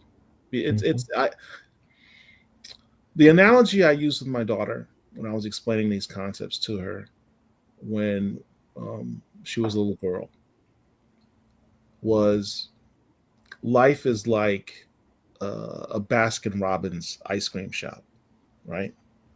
You can go into an ice cream shop and you can order strawberry or chocolate or butter pecan or pistachio. You can select whatever you like, but at the end of the day, it's all ice cream. To argue that strawberry is better than pistachio is meaningless. They're just when it's mostly milk. It's all ice cream, right? And that's what it's crazy in our in comic book fandom. Right. Just eat your damn food. Eat your damn ice cream and leave ours alone. Enjoy what you like. I should be able to enjoy this without someone saying that sucks. You should not enjoy that. You need to enjoy what I enjoy. That's crazy. It used to be cool when fans could argue about who would win in a fight, Black Panther or Batman or something like that. Yeah. These are the debates. They're healthy debates. They're fun. We watch those videos on YouTube now, those arguments. It was fun. Right. So just saying this, like, oh yeah. Now it's look, if you say somebody will beat somebody else, you're misogynistic. You're a sellout. You're a this. You're that. You're part of this tribe, and we've got to get away from that. And that's why I wanted to bring this topic up. Yeah. Because the amount of vitriol and personal attacks on this run have been crazy. I even just in the shows that we've done, I've had to, my producers had to block comments from people that are just doing really crazy stuff. Yeah. unnecessarily. You can have healthy debates, you can disagree with certain things, but when you make personal attacks, you ain't Right. getting my show. Right. Sorry. Go Hmm. take that mess somewhere else. Hmm. Anyway, enough with that. I like to stay positive. I'm a positive person. Let's talk about the things Maria wants to talk about. And G- wait, well, one thing positively, can I just say too yeah, positively, with number four, storm number four, that was we actually was an increase. It was number 25, and we know those charts are a little limited, but even still, they're still a pretty good or accurate sampling of what's going on in the market as a whole. yeah. So the book is doing well. There's no doubt about that. It is succeeding and, in fact, increasing. Did everyone get their pre-orders in to the next few Yeah. issues? I think Get on your pre-orders. Amazon we were the most and best rated Oh, for comic. number five, yep. Hmm. All right. So Maria's been busy. He's constantly promoting. He's constantly interacting. He's constantly talking about the book. Jean is now the cosmic queen, and her personal domain, where she has always ruled, is the white hot room. But the queen of the universe is Aurora. That's why I said existence is a big place. Reinstating Storm and defining her role in the landscape is not to diminish Phoenix. This Amen. comment had a very long thread. Uh, a lot of people had different things to say on this take. Why don't you explain what you mean by this, Maria? Okay. I also think, to be the devil's advocate, um, which the internet can be a crazy place too. I also think the fact that we aren't all speaking English might also be an issue. Because I think if you're also coming from another language, I think maybe some of these words might be interpreted wrongly when your browser or Twitter interprets it in another language. So that might be the issue. Um so maybe cosmic and universe means something else in another language, and then so many things like that. So but it's in the Marvel landscape itself, like we just said, there's oblivion, there's eternity, there's this and all those stuff. So and it's that there's the universe, which is eternity's realm. There's the white hot room, which is the phoenix realm. There's the oblivion void, which is oblivion's realm. There's the house of ideas, which is the one above all's realm. There's the dimension of manifestations, where the living tribunal gives judgments. There are all these realms, and all these entities are the personification of those realms. If, for example, you are going to try to fight the phoenix, you might have a chance. But if you are fighting her in the white hot room, you probably have zero chance. Like, she's the most powerful there. We've seen Beyonders, you know, do badass things. But in the white hot room, they're like, sorry, Queen, yeah, we're sorry we came to your space. And if we're going to use that same logic, if eternity is the universe and Ororo is eternity's host, the universe is that realm. What the white hot room is to the phoenix is what the universe is to Ororo. So if you want to fight Ororo, it's better to face her somewhere else. Face her in the white hot room. Face her in the dimension of manifestations. Face her in any other realm. But to face her in the universe is to spell doom for yourself, because that is her realm. She's Period. basically immortal in this realm. So, and I think that's what they might not understand, because they think I'm now saying, oh yeah, that means Ororo will always defeat the Phoenix. Yeah, and it's like, yeah, if Ororo probably faces Jean Grey in the white hot room, yeah, that might be something dangerous for her to do. don't face the Phoenix in the White Hot Room. But at the same time, don't face the Eternal Storm inside the universe. So, and that is putting respect in the name of these two Mhm. characters. It's not Mhm. reducing them, but maybe because of narrow-mindedness or translation, because you might be speaking another language, all that might be lost in translation. I want to also be the devil's advocate. All that might be lost in translation. There might be that. And I think some people are also saying, oh, why am I defining this for the writer of the Phoenix? But I'm saying this is what has been in the comics before. Yes. If the writer of the Phoenix retcons them, fine. But what we know from the Chris Claremont era up to very recently, the White Hot Room is the realm of the Phoenix. That's where she's the most powerful. And the realm of Storm, now of Eternal Storm, is the universe. So yeah, so I think that might just be that. So I didn't see that question, that last question. I This is think a I super found, chat. Thank you, Azazel Valentine, $10. Appreciate that. Trust me, we appreciate that. We might someday hopefully make the rent in this place. I think as fans, we should also not judge current writers unjustly based on the writers of the past that we may not have agreed with. Never shut up, Murewa. Much love and keep doing the goddess's work. yeah, I completely agree with that statement and I understand it perfectly. I've seen people say things like, "Oh yeah, um, X-Men writers don't treat Black Panther well. They always do this too." And I'm like, um, I just joined the X-Men office like a few months ago. Like it's not even a year yet. I'm not I'm not in the group of those people. They've even changed their whole editorial staff. You see those editors that were editing Black Panther comics. You know, Tom Brevoort, that was in charge of the Black Panther comic as the head of the heroes, is the one in the X office now.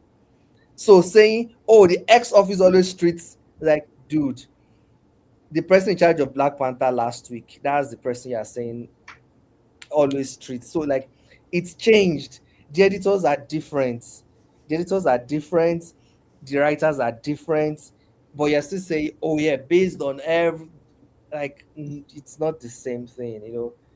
Like some of the reasons why I also think I'm getting some of the Jean Grey hits is that they're saying like, oh yeah, male writers have always reduced that and stuff like that. And you're like, um, okay, if you're going to be using demographics, is it a black male writer that did that?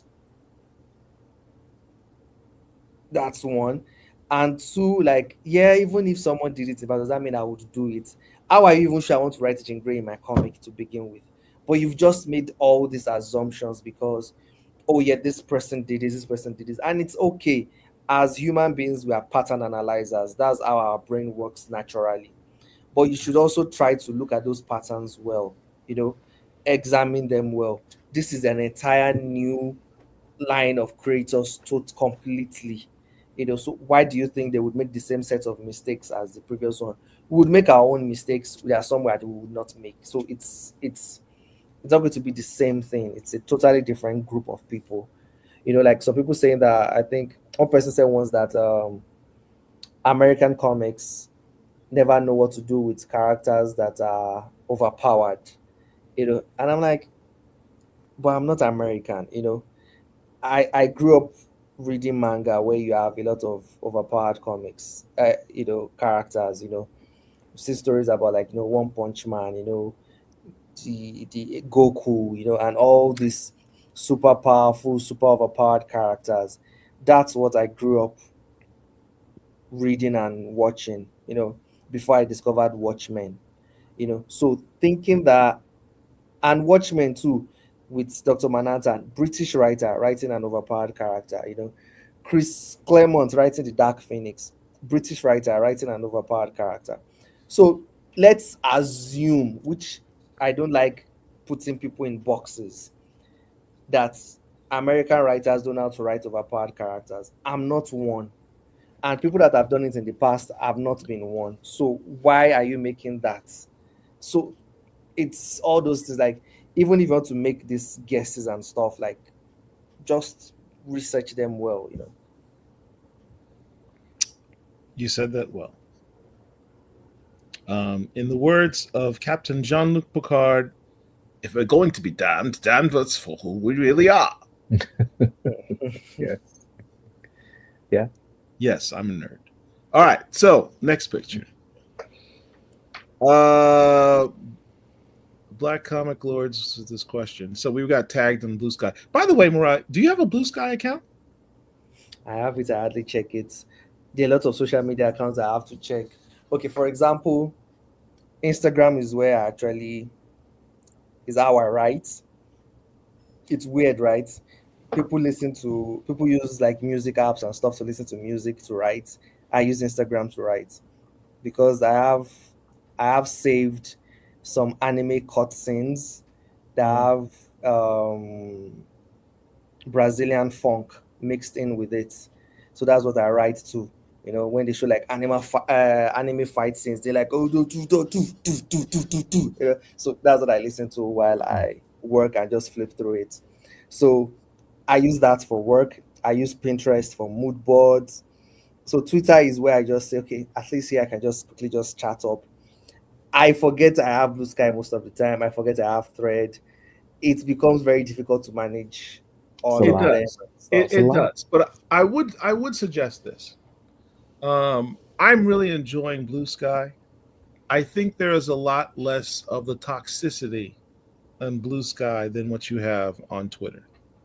Yes, Certainly Threads as well, but Blue Sky Threads I only trust so much because it's kind of Zuckerberg. But Blue Sky I've enjoyed. I think it's a lot less toxic, so you should spend more time there. Anyway, yeah, I think Lucas has moved there fully. He's Yeah. on that all. yeah, Blue Sky is pretty cool. Why is Jean saying Aurora's name when the one above all felt empathy for Oblivion, and not when she died or transformed into Eternal Storm?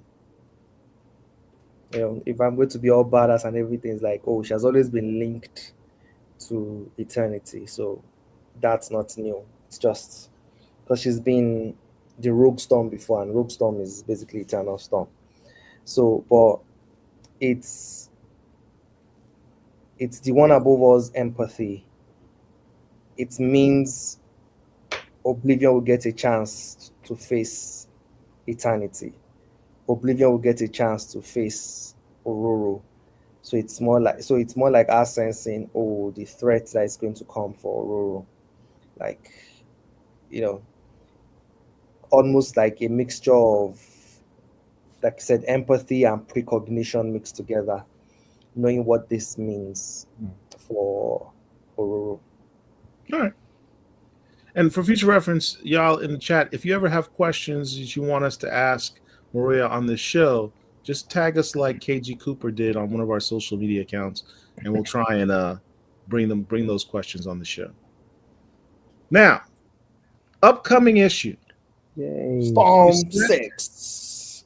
The internet on fire by releasing these images of Storm in her vibranium suit, I believe this is. Is that correct? Yeah. So vibranium armor. Who made the suit? It's not been reviewed yet. I think I've seen a lot of people already giving theories like, oh yeah, Black Panther, made a new suit for his girl. Some are Too like obvious. it's Shuri. I don't see you being that obvious. I think it's too obvious to say Black Panther made it. So some are like it's Shuri, and some are like if it's Shuri, that's messed up because of what Storm did. So yeah, So Marauders 13 is still in the minds of many Black Panther fans, and myself included. yeah. So to me it's Shuri. But we'll gradually reveal it in the story and stuff. But for now, we just see how cool the costume is. Yeah. Who we also see in this picture is Maggot. Yes. I love how Alex colors him and how Luciano Virtue draws him. That's perfect. Not just the way that he's the colors. Interesting thing. Maggot's always, although he is South African, he's been always depicted for the most part blue. And his hair, the small tuft of hair, would always He's bother white me. like Artists would Storms. always draw it straight hair. Mhm. Oh In no, this no, no. instance, he's got his I asked, curls. yeah, in the script I asked it to be the same texture as Storm's hair and the same color. That's what's up. Mhm. That's what's up. Thank you for that little detail. Black fans have been probably complaining about this for years. Why is I the think African character's hair straight? I mean, I he's really blue. yeah, I think people that are not familiar with Storm comics, I think if they read this issue might think they are siblings because they're like, oh, they both have white curly hair. They all have both have white kinky hair. Are they like siblings? Yeah. It's like, oh yeah, it's just design coincidence. Now, on the top panel to the left, there's another character with a big head. Can you tell us who that character is? That's Charles Xavier wearing the cerebral helmet.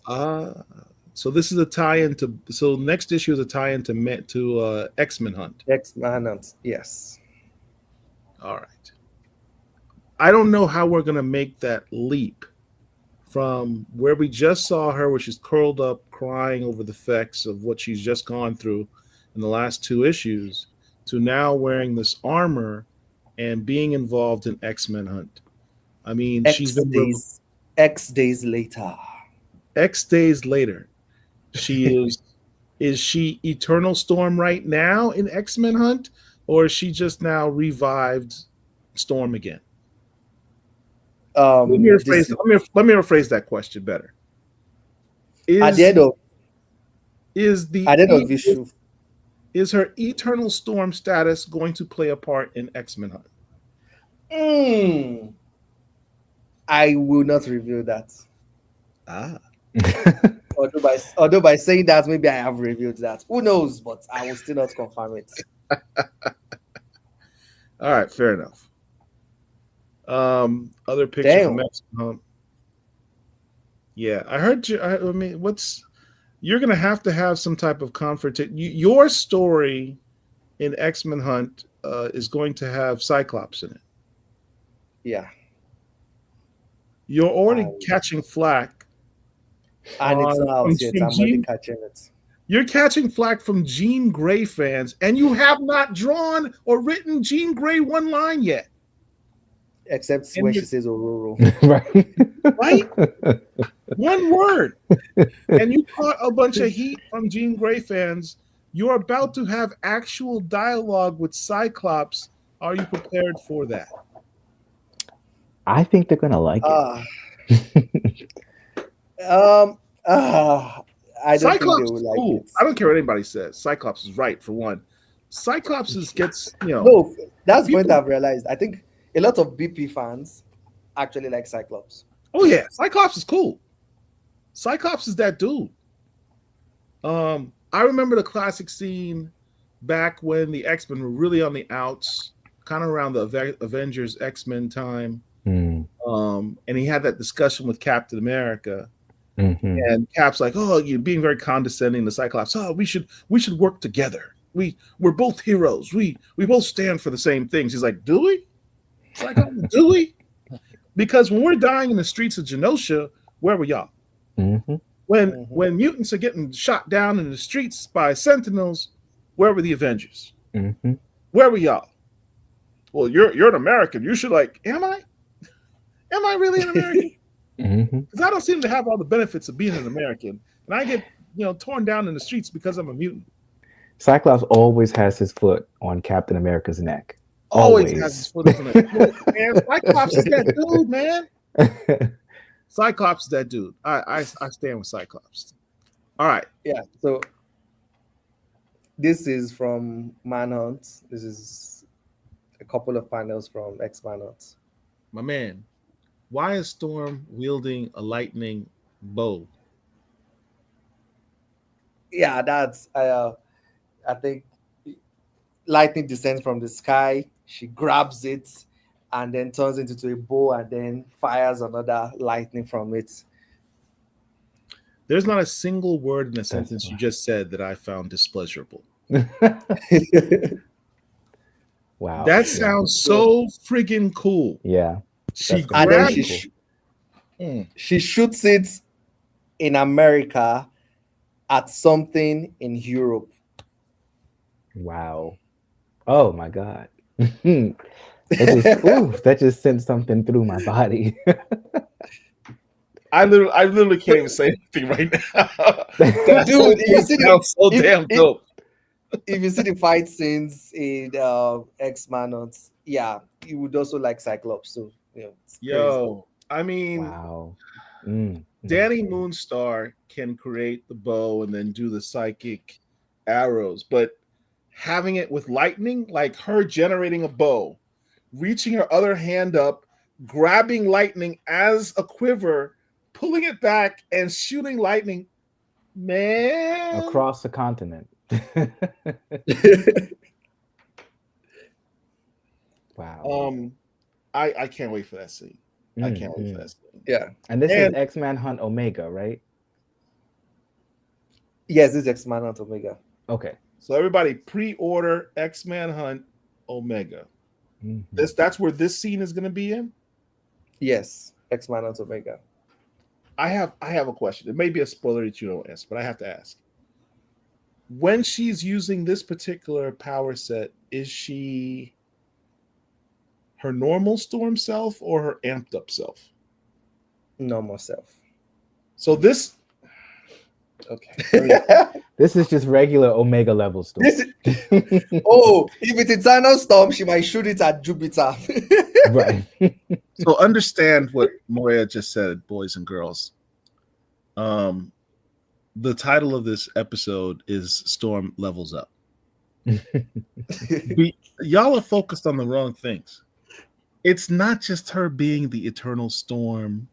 It's cool, but her level up is her baseline Yeah. Storm. Mhm.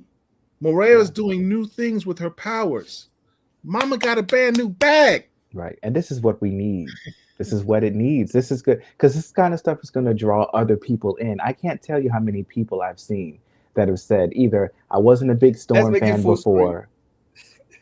Oh, the image, yeah. I wasn't a big Yeah, Storm it's fan probably before, or I didn't really read X-Men comics, but then I've read this series and really gotten into it. I love to see stuff like that, and it's because of things like this. We're doing new things. All right. Whew. Dr. Wizard, let's go to the next one. Lucas Wernick, you will. This is where we're doing the fan art. Davi goes a tremendous. This week was incredible. Yeah, Mhm. Everyone's jumping on the fan art bandwagon and releasing. There's a lot of talented people out there. Yeah. Davi goes an actual professional artist. He's done lots of cover work. And I believe he's Jamaican, so big up to my Yadman brethren. Lucas Wernick, you will always be famous. My take on his fabulous Eternal Storm, original available. This is a piece of art. That's a work of art. Everyone's loving the spear of lightning that you've created. Yeah, for Storm. it's Everyone loves that concept. That's cute. Yeah. I want to see more Storm weapons. Is that in her future? Is she? Because we have a bow and arrow now. We've had a spear. We've had a sword. What other weapons? Yeah. What other weapons can we expect in the future? We'll see, but those three are good starts. So those are very good starts. Absolutely. Can she generate lightning shields, like in tandem with like a sword or a spear? Can she have a lightning shield and a lightning sword? We'll see. We'll see. All right. You're keeping everything very close to the vest in this episode. That's all right. Eclectic Blurred Nietzsche. Go back to that question. Yeah, Eternal Storm can definitely do that. Could she do that with Mjolnir and Zeus's lightning and hurl it back at them? She can do that? Even in base form, all the storm gods can do that. So it's why their battles are always tricky. Because if Storm summons lightning, Thor can redirect it. and Storm can also redirect it back. Same with Zeus and all of them. So it's why battle among Storm gods is very weird, and that's the fun I had in Storm issue 7, where the Storm gods fight. I have to see, okay, if they can control the same elements, so how do they fight that you can cause harm to the other person? And then you see that the way they fight other gods is different from when they fight a fellow Storm god. It's more tactical. This is by Loramev. More fan art. Everyone wants to give Storm different fits. I should stick. Let's try the next. Yeah, this is thick. This is thick Storm. I like thick Storm. Storm from Aquarius with Gene Wanda by Edward. Scarlet Chaos Jinx. Everyone's loving the white look, the Eternal Storm white look. What we got next? Oh, damn. Ooh. Douglas Bigelow. Storm the Gods of Thunder. Looks like another Brazilian. Nice. What's up with the Brazilians, man? Brazilians got some artists. They're killing it. You notice that she's got the braids or locks mixed in with her curls. I love that. That's kind of cool. That's kind of cool. And she also has Thor's armor, his chest plate armor. This is like that What If episode that she was in. Looks like it was based off of that. What If. Yeah. It's a sky. Oh, I love when he does these. Yeah. Sort of a Scotty Young homage. Yeah. So cute. Chibi Storm. Oh, Chibi. Yeah, it's a Chibi. He does a great job with these. What do we got? Oh, damn. Storm from the face looks like DeWanda Wise. Oh, this is really good. This is really, really good. Missouri art. Yeah. All right. Marinov art. Nice. Using the current costume.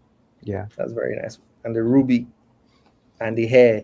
The hair is everybody draws the hair like clouds like Lucas, but hers almost looks like little lightning. Yeah, it does. I can see that. Yeah. What else we got, Dr. Wizard? Oh, and the crown achievement. Your boy Dotun. Yeah. Holding up the Marvel Universe with honor back. Damn! the glow of the gold, especially the boots, this surreal nature of everything, the ruby glowing, Yeah, she's got her ruby back. In Eternal Storm form, her mind forms it back, maybe for some level of comfort, but the real one is not back yet. That's because T'Challa hasn't bought it back to give it back to her yet. I'm just throwing it out there as a possibility. All right. We have a lot of questions in the chat. The chat's been blowing up. They've been patiently waiting to get into these questions. My producer's sending me messages. Let me try not to screw this up. Give me a sec. All right. Murewa, will this current feeling of lost autonomy be another way that Aurora and Jean can bond, since Jean lost her autonomy to the Phoenix in earlier appearance? Yeah. I just hope things are not like messed up at the Marvel office and I'm still allowed to use the character. But you've only had her say one word. One word. Well, that's what I planned for them to interact with, because Jean has gone through this before, and for them to be able to bond on that. That's actually the plan. All right, next question. Hello, I would like to know if you will make any distinction between eternity and the universe, just as I would like you to explain, did eternity create itself or did the Phoenix create it, you said? Okay. I'll go with the deep metaphysical questions, man. Yeah. Eternity is basically the universe with sentience. The universe is the universe. But if you give it sentience, it's eternity. So they are the same, but different in the sense that it's the universe but with sentience. Eternity is the sentience of the universe. And according to this story, because we don't want to complicate things, we can say eternity created itself, because um then it doesn't make sense, for example, why oblivion would be upset at eternity if somebody else created eternity. Right. Eternity took from oblivion. So that's what the story is and everything. But that's for the Storm series itself. But it might be better not to argue it outside, because also in a lot of books, the Phoenix has been retconned to be the Big Bang. And if the universe started with the Big Bang, that means the Phoenix was there, All right. because the Phoenix is the Big Bang. There's a lot of questions here. Did anyone else notice that when Storm transformed into Eternal Storm, she had a ruby again? Yes, yes. So that's just something she's manifesting because out of her own subconscious, she needs the ruby. Yeah, because if you see our costume, thanks to Lucas, they take a lot from they come a lot from our background, which is also good, because the story is about immigration and everything. It's you know the whites and gold part of the costume feels very Egyptian. Um, the head gear that she wears is from Kenya. The facial marks is something that's very popular in sub-Saharan Africa. And the rubies from her mother, so you can see her. The costume itself is from her past, is Mhm. from her heritage, so it constitutes everything, so including the ruby. Yeah. So will this facsimile of a ruby, is she gonna start wearing that on her main black costume too, or no? No, when the eternal storm form disappears, it also disappears. Gotcha. Yeah. All right, that makes sense. Eternal Storm traveled lightning 3 times in this one issue alone. Is that her preferred method of travel now? um I- Even normal storm travels via lightning occasionally now. I just reviewed some pages where even regular storm also travels via lightning. um Storm has always traveled via lightning very early on in her appearance. It stopped for a while, so but now I use it a little. When she needs to move extremely fast, and like I said, especially when it's vertically, she would ride lightning. I like that. The level up continues. Can Storm use fire and earth elements? Basically, is Storm an avatar? She can use fire elements. I'm not so sure about earth. All right. Next. I really want your Storm run to continue for as long as possible. Also, would you ever consider doing a Blue Marvel comic? Uh, Let him I, focus on one thing at a time. because right now the weight is much, so let's see. Yes, as much vitriol as y'all give him about a character he hasn't even written yet. Right. And it doesn't look like Storm is ending anytime soon. So Yeah, knock on wood. So is Storm almost on par with Franklin Richards? It depends on where you would put Franklin Richards. If he's on Galactus level, she's not on par with him. She's more powerful than he is. Hmm. All right, next. Was the Sorcerer Supreme that Egon faced in the past Storm's ancestor Aisha or Bala Budu? That's a very good question. hmm. That's a very good question that I'm writing at the moment, so I refuse to answer. I plead the Ah, fifth. nice. FIF fifth. Next question. That's a good question, Blaine. It was. Did she summon multiple lightning staffs to impale Igun? Of course. Yes, she can summon as many as she wants. Yeah. Next question. Let's do fire round on these, Dr. Wizard. Is there an instant awareness of what she can do now, or is she still learning these higher abilities? Oh, she's still learning them because her subconscious is still fighting with eternity and everything. So it's until they get to a moment where eternity's consciousness and storm perfectly merges. And when that happens, yeah, you now have a beast in your hands. All right. Next. Can you clarify the difference, if any, between Eternal Storm and previous hosts that fought for eternity? Well, she's still alive. Yeah. There's a previous host of eternity that's also still alive. We would hear about him in Storm 8. Oh, okay. Did you say him? Yeah, him. I'll give one note. He is also a storm god. Shango. Look, we already know there's going to be a bunch of lightning storm gods that are going to be appearing in the book, so it could be any one of them. Oh, but go ahead. I'm sorry. I need Shango to have a big role in this book because that's my thing. Go ahead, Antoine. I'm sorry, man. I didn't mean no, it's fine. It was just a little bit of a delay.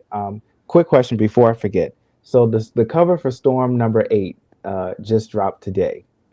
And on the cover, of course, she has Thor on there. Thor, yeah. So I'm sure some people are wondering, is as much as you can reveal, is Thor going to be part of number 8 to some capacity?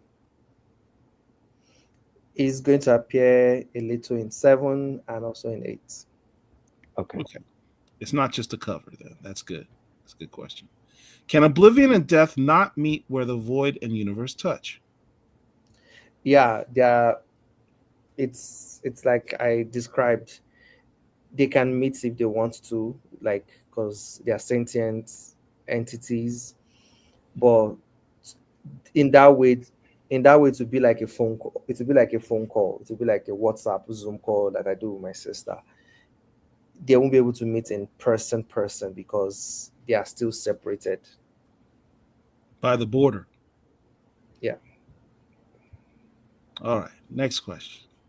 Is there any connection, told yet or not, between Aurora's ancestral diadem, tiara, and Eternity's crown? I've always asked this. Yeah, the only connection is that Storm has that, but Eternity's own is completely manufactured because it gives Storm comfort to have it on her head. All right. Will the appearance of Maggot change the current high-stakes gravity the book currently has? In other words, Maggot's kind of a comic relief character. Is that going to change the tone of the, of the book? The book is still going to be very epic, but my version of Storm doesn't talk as much as others. Because I love when Storm talks, but I also don't like when she's always giving speeches every now and then and stuff like that. So that means my Storm is more quiet than the other people. So I need someone that might also be able to bounce off her, to be like, what the hell are you doing, and stuff like that. So, and that's the role Maggot also helps play. In other words, Murewa's Storm is all about that action. Will we see Storm, if at all, meet Oya? That would be interesting. Now, that's a very good question. And thank you for the super chat, Azazel. Appreciate it. Yeah, that depends on the Oya. If it's the one from X-Men, they meet a little in Storm 6. If it's the goddess, we have to wait and see. I was thinking about the goddess. I forgot about I know it's the goddess you're thinking about too. Will she retain her new power set after this run, and will this change her outlook on herself and as a mutant?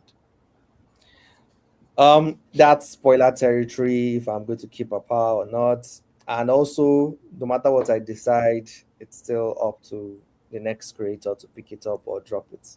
Yeah, and ultimately Tom Brevoort or whoever's the editors, so Mhm. what they want to keep and what they want to get rid of. Mhm. All right. Was Eternity surprised that Aurora's will was strong enough to stop him from killing Doom? Seemed Yes, genuinely and surprised. yeah, he was, and we're going to see that dynamic. That dynamic is going to be very fun because Eternity is proud. He's proud, he's sneaky, he concocts things and everything. And that's against Storm, that is not a particularly submissive person. So you're Mm. going to see that clash and see them have to compromise to be able to work together. It's almost literally a superpower of Storm, the fact that she has this indomitable will. Mhm. Yeah. Mhm. All right. Would what happened to Storm be analogous to what happened with Bruce Hulk when the One Below all used his body as its vessel? Mm, maybe. I don't know. But Next question. Uh, is Storm aware of the duel between Oblivion versus Eternity? Is that what she also see? Is that what she also see while Eternity was inhabiting her body? Storm doesn't know yet. Oh, To her, there's just this crazy thing in her body. so she's not cognizant of what when the Eternal Storm takes over. Is she cognizant of what she's doing She beyond the? knows what she's doing. She knows what she's doing, but she can't see into Eternity's mind. Okay. They've not merged yet, so she's not like she knows that. Oh, that is Eternity's intentions. Hmm. All right.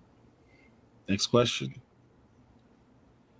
Was this whole conflict inspired in any way by the Tournament of Power from Dragon Ball Super, with Oblivion in the role of a god of destruction and Eternity in the role of Supreme Kai?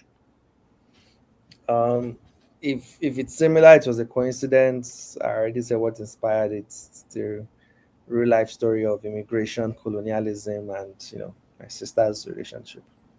The fact that you have Storm in her Super Saiyan mode is not a coincidence, I think. What is next question? Unrelated, but would you like to write a Sam Wilson story that elevates him? Your writing is so good, everyone's asking you to write other characters. This is what happens. Why don't you just take over Marvel Comics and write everybody? Is basically I what know, I'm. right? um, I'm grateful everybody sees me as capable of writing all these characters, and I'm very happy to hear that. Thank you for the trust and the faith. And I think someone has also given that. Someone has also said that even before I started writing Storm, after writing I Am, and someone said that oh, would like to see me on Captain America, and so yes, Well, I'm with Captain America. I guess an easy way is when Jed McKay eventually leaves Avengers, you could go write Avengers. You can write all of those characters at one time. If only we could Fingers talk to crossed. Jed McKay about that on Sunday night at 9. I don't think people tend to like choose who replaces them and with a smile on their faces. At 9 o'clock on Black Comic Lords. Murewa, that was a little bit of a nugget for y'all who were paying attention. Where Peter and Jean's appearance also means to link them to Aurora, since all three have experienced a painful death recently in Resurrection. Okay. A collective I voice think it's always just has good questions. yeah. That might have just been a coincidence, but because I'd written that issue way back, so I didn't even know Phoenix was going to die and get resurrected, like when she fought God Butcher. And to be Um, and to be fair, mutants die all the time in X-Men books. I mean, it's Yeah. who yeah, hasn't died as an Yeah. X-Men? Yeah. yeah. So it's just characters that I thought were cool to appear and that I might possibly use in future storylines. Are Phoenix and Eternal Storm on even ground in the void, Oblivion's realm? Hmm. Another Now that's power. what we that's what we don't know yet is if you are in other realms like dimension of manifestations in the void, who is more powerful, eternal storm or phoenix? Yeah, we don't know yet. But what we know that if they are in the void, oblivion will kick people to their asses. So Good answer. The answer to those questions, those power set questions, if there's more of them, is it depends on the writer and the needs of the story. All right, next question.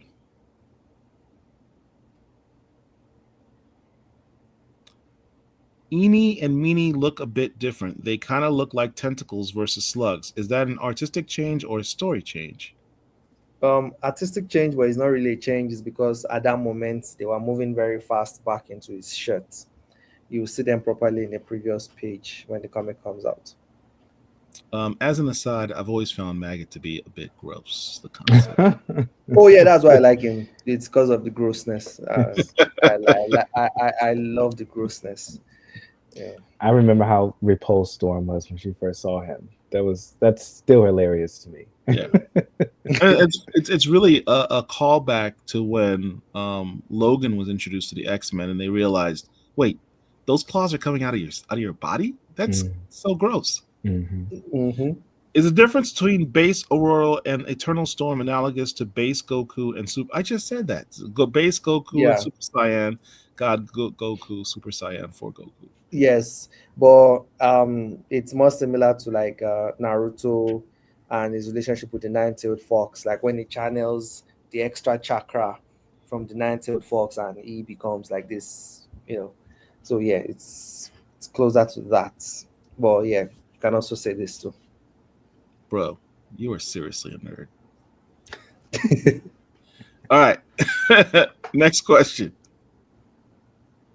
Will we see Storm do more hydroelectric feats? Yes. Nice short answer. There we go. Next. Does Storm have any say in this whole eternity thing? Can she say no? Run away? Get pregnant? Whoa, whoa, whoa. Wow.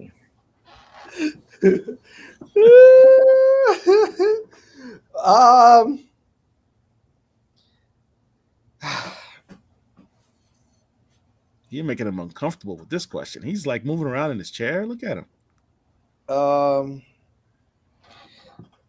She does have a say, but then eternity does not take no for an answer. So, and that's part of the conflict. The fact that one person is like, I always have a choice, and the other one saying you don't have a choice. So that's part of the things we want to work on. And Aurora wouldn't walk away.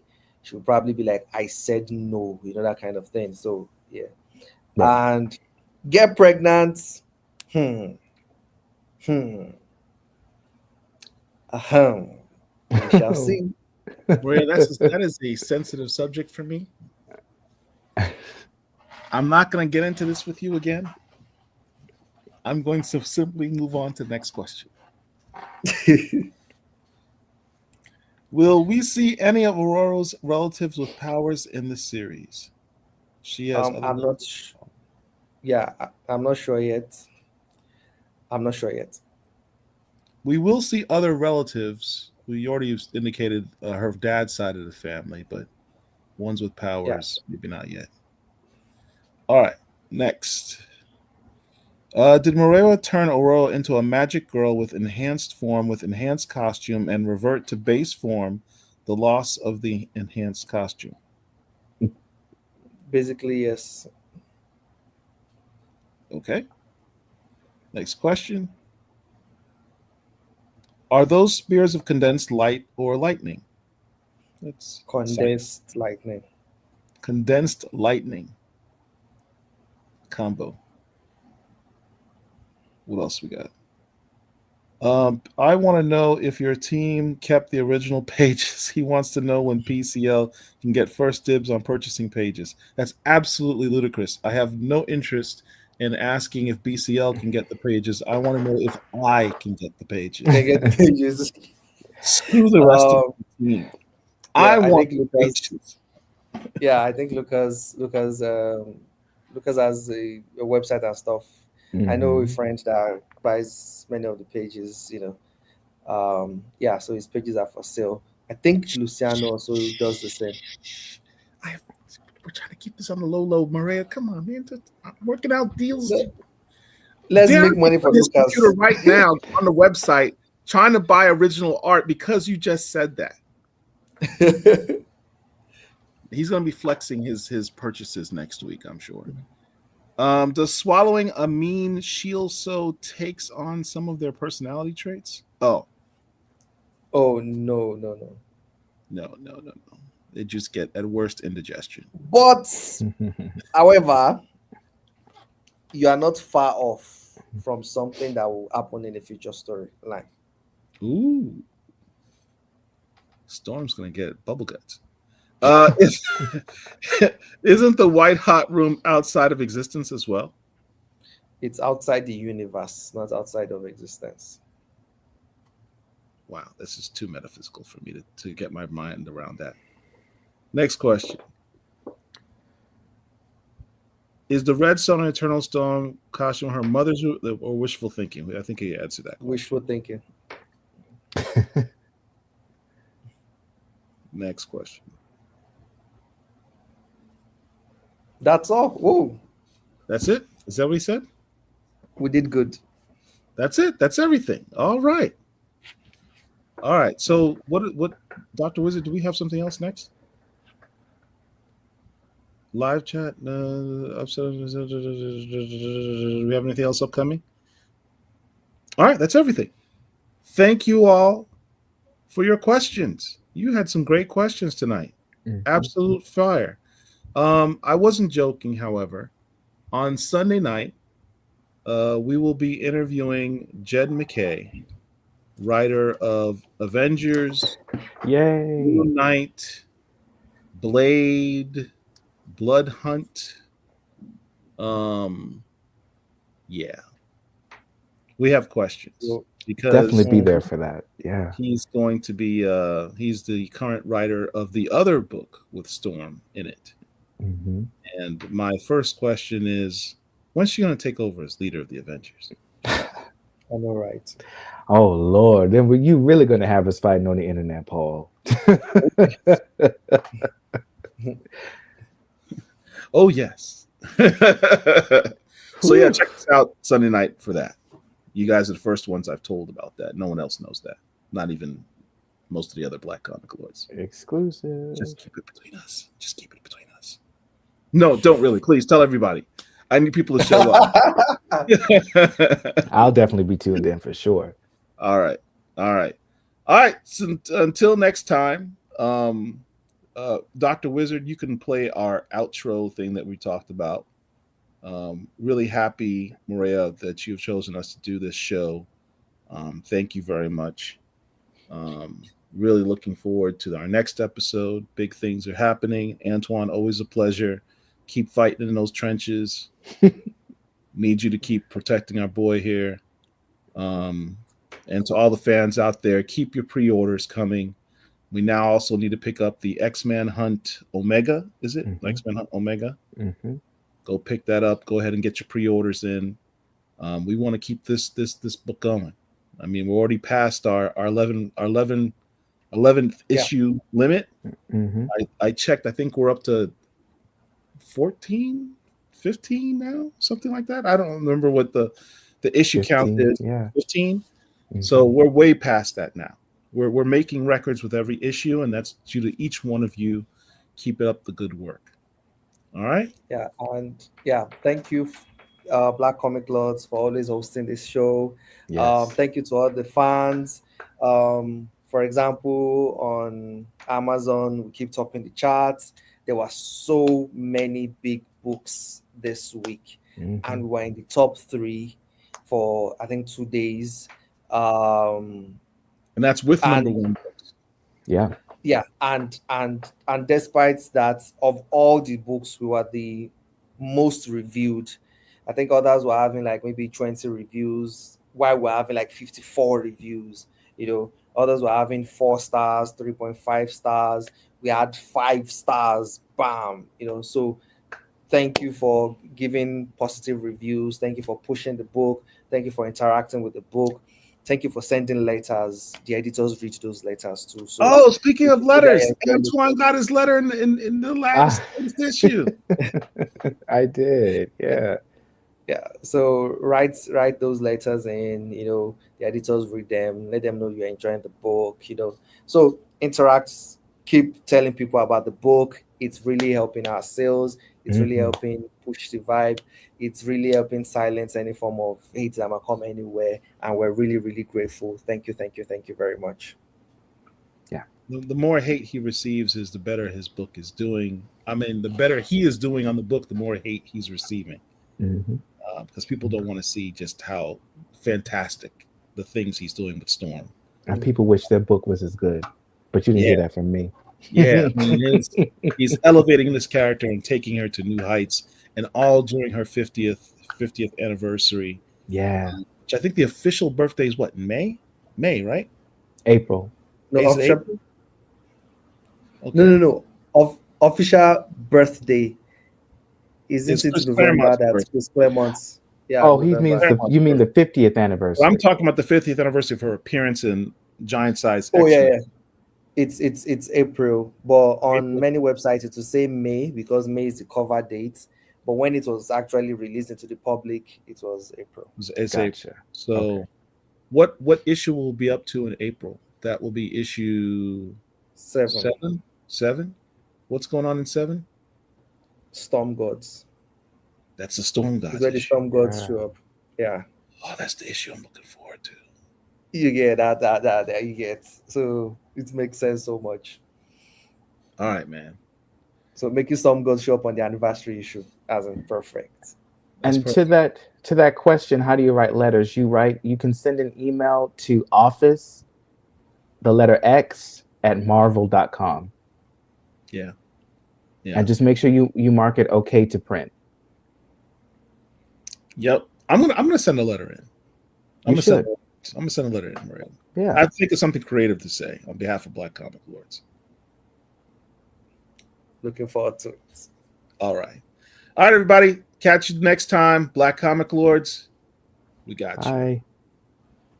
Hi, my name is Dennis Cowan, and I'm a Black Comic Lord.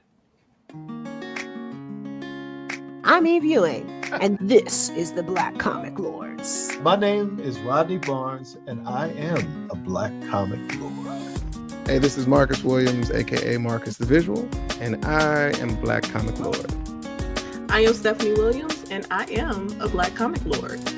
Shout out to the Black Comic Lords for having me on the show, and also for being true believers in every aspect of comic books and nerd culture. My name is Blur Without Fear, and I'm a Black Comic Lord. I'm Jeffrey Thorne, and I am a Black Comic Lord. Black Comic Lords for life. Let's go. BCL for life, baby. My name is Joe Illage, and I'm a Black Comic Lord. Yo, Black Comic Lords. My name is Lonzo Starr, and I am a Black Comic Lord. You dig? Hey, y'all know it's me. This is OMG, and this is Black Comic Lords. Hey, what's up, guys? My name is Newton Lillavois, and I'm a Black Comic Lord. Yep. Every Bridges, and I'm a Black Comic Lord. My name is Murewa Ayodele, and I'm a Black Comic Lord. Hi, I'm Dotun Akonde, and I'm a Black Comic Lord. My name is Roosevelt Pitt Jr., owner of Amara Entertainment LLC, and I'm proud to say I am a Black Comic Lord. I'm Tony Cottrell of Advent Comics, and I'm a Black Comic Lord. I am Professor John Jennings, and I'm a Black Comics Lord. I am Todd Johnson, and I am a Black Comic Lord, and it's all about the comics. My name is Greg Burnham, and I am a Black Comic Lord. All right, I'm David Crownson, and I'm a Black Comic Lord. Hello, this is Larry Fuller, creator of Evan, with a shout out to the fine folks at Black Comic Lords. Keep up the good work. Hello, I am Sherilyn Eden, I am a writer, and I am also a Black Comic Lord. I'm Larry Stromer, and I'm a Black Comic Lord. Black Comic Lords.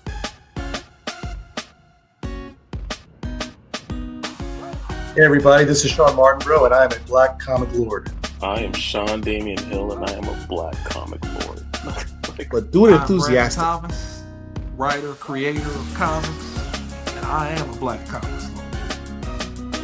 My name is Tim Fielder. I am a Black Comic Lord. All right. Hey, my name is Sanford Green, artist, illustrator, and I am a Black Comic Lord. My name is Aletha Martinez, and I am a Black. I am Chris Cross. I am now a Black Comic Lord because I am now family. And so are you. Black Comic Lords. Black Comic Lords. Solid. Subscribe now. Yeah.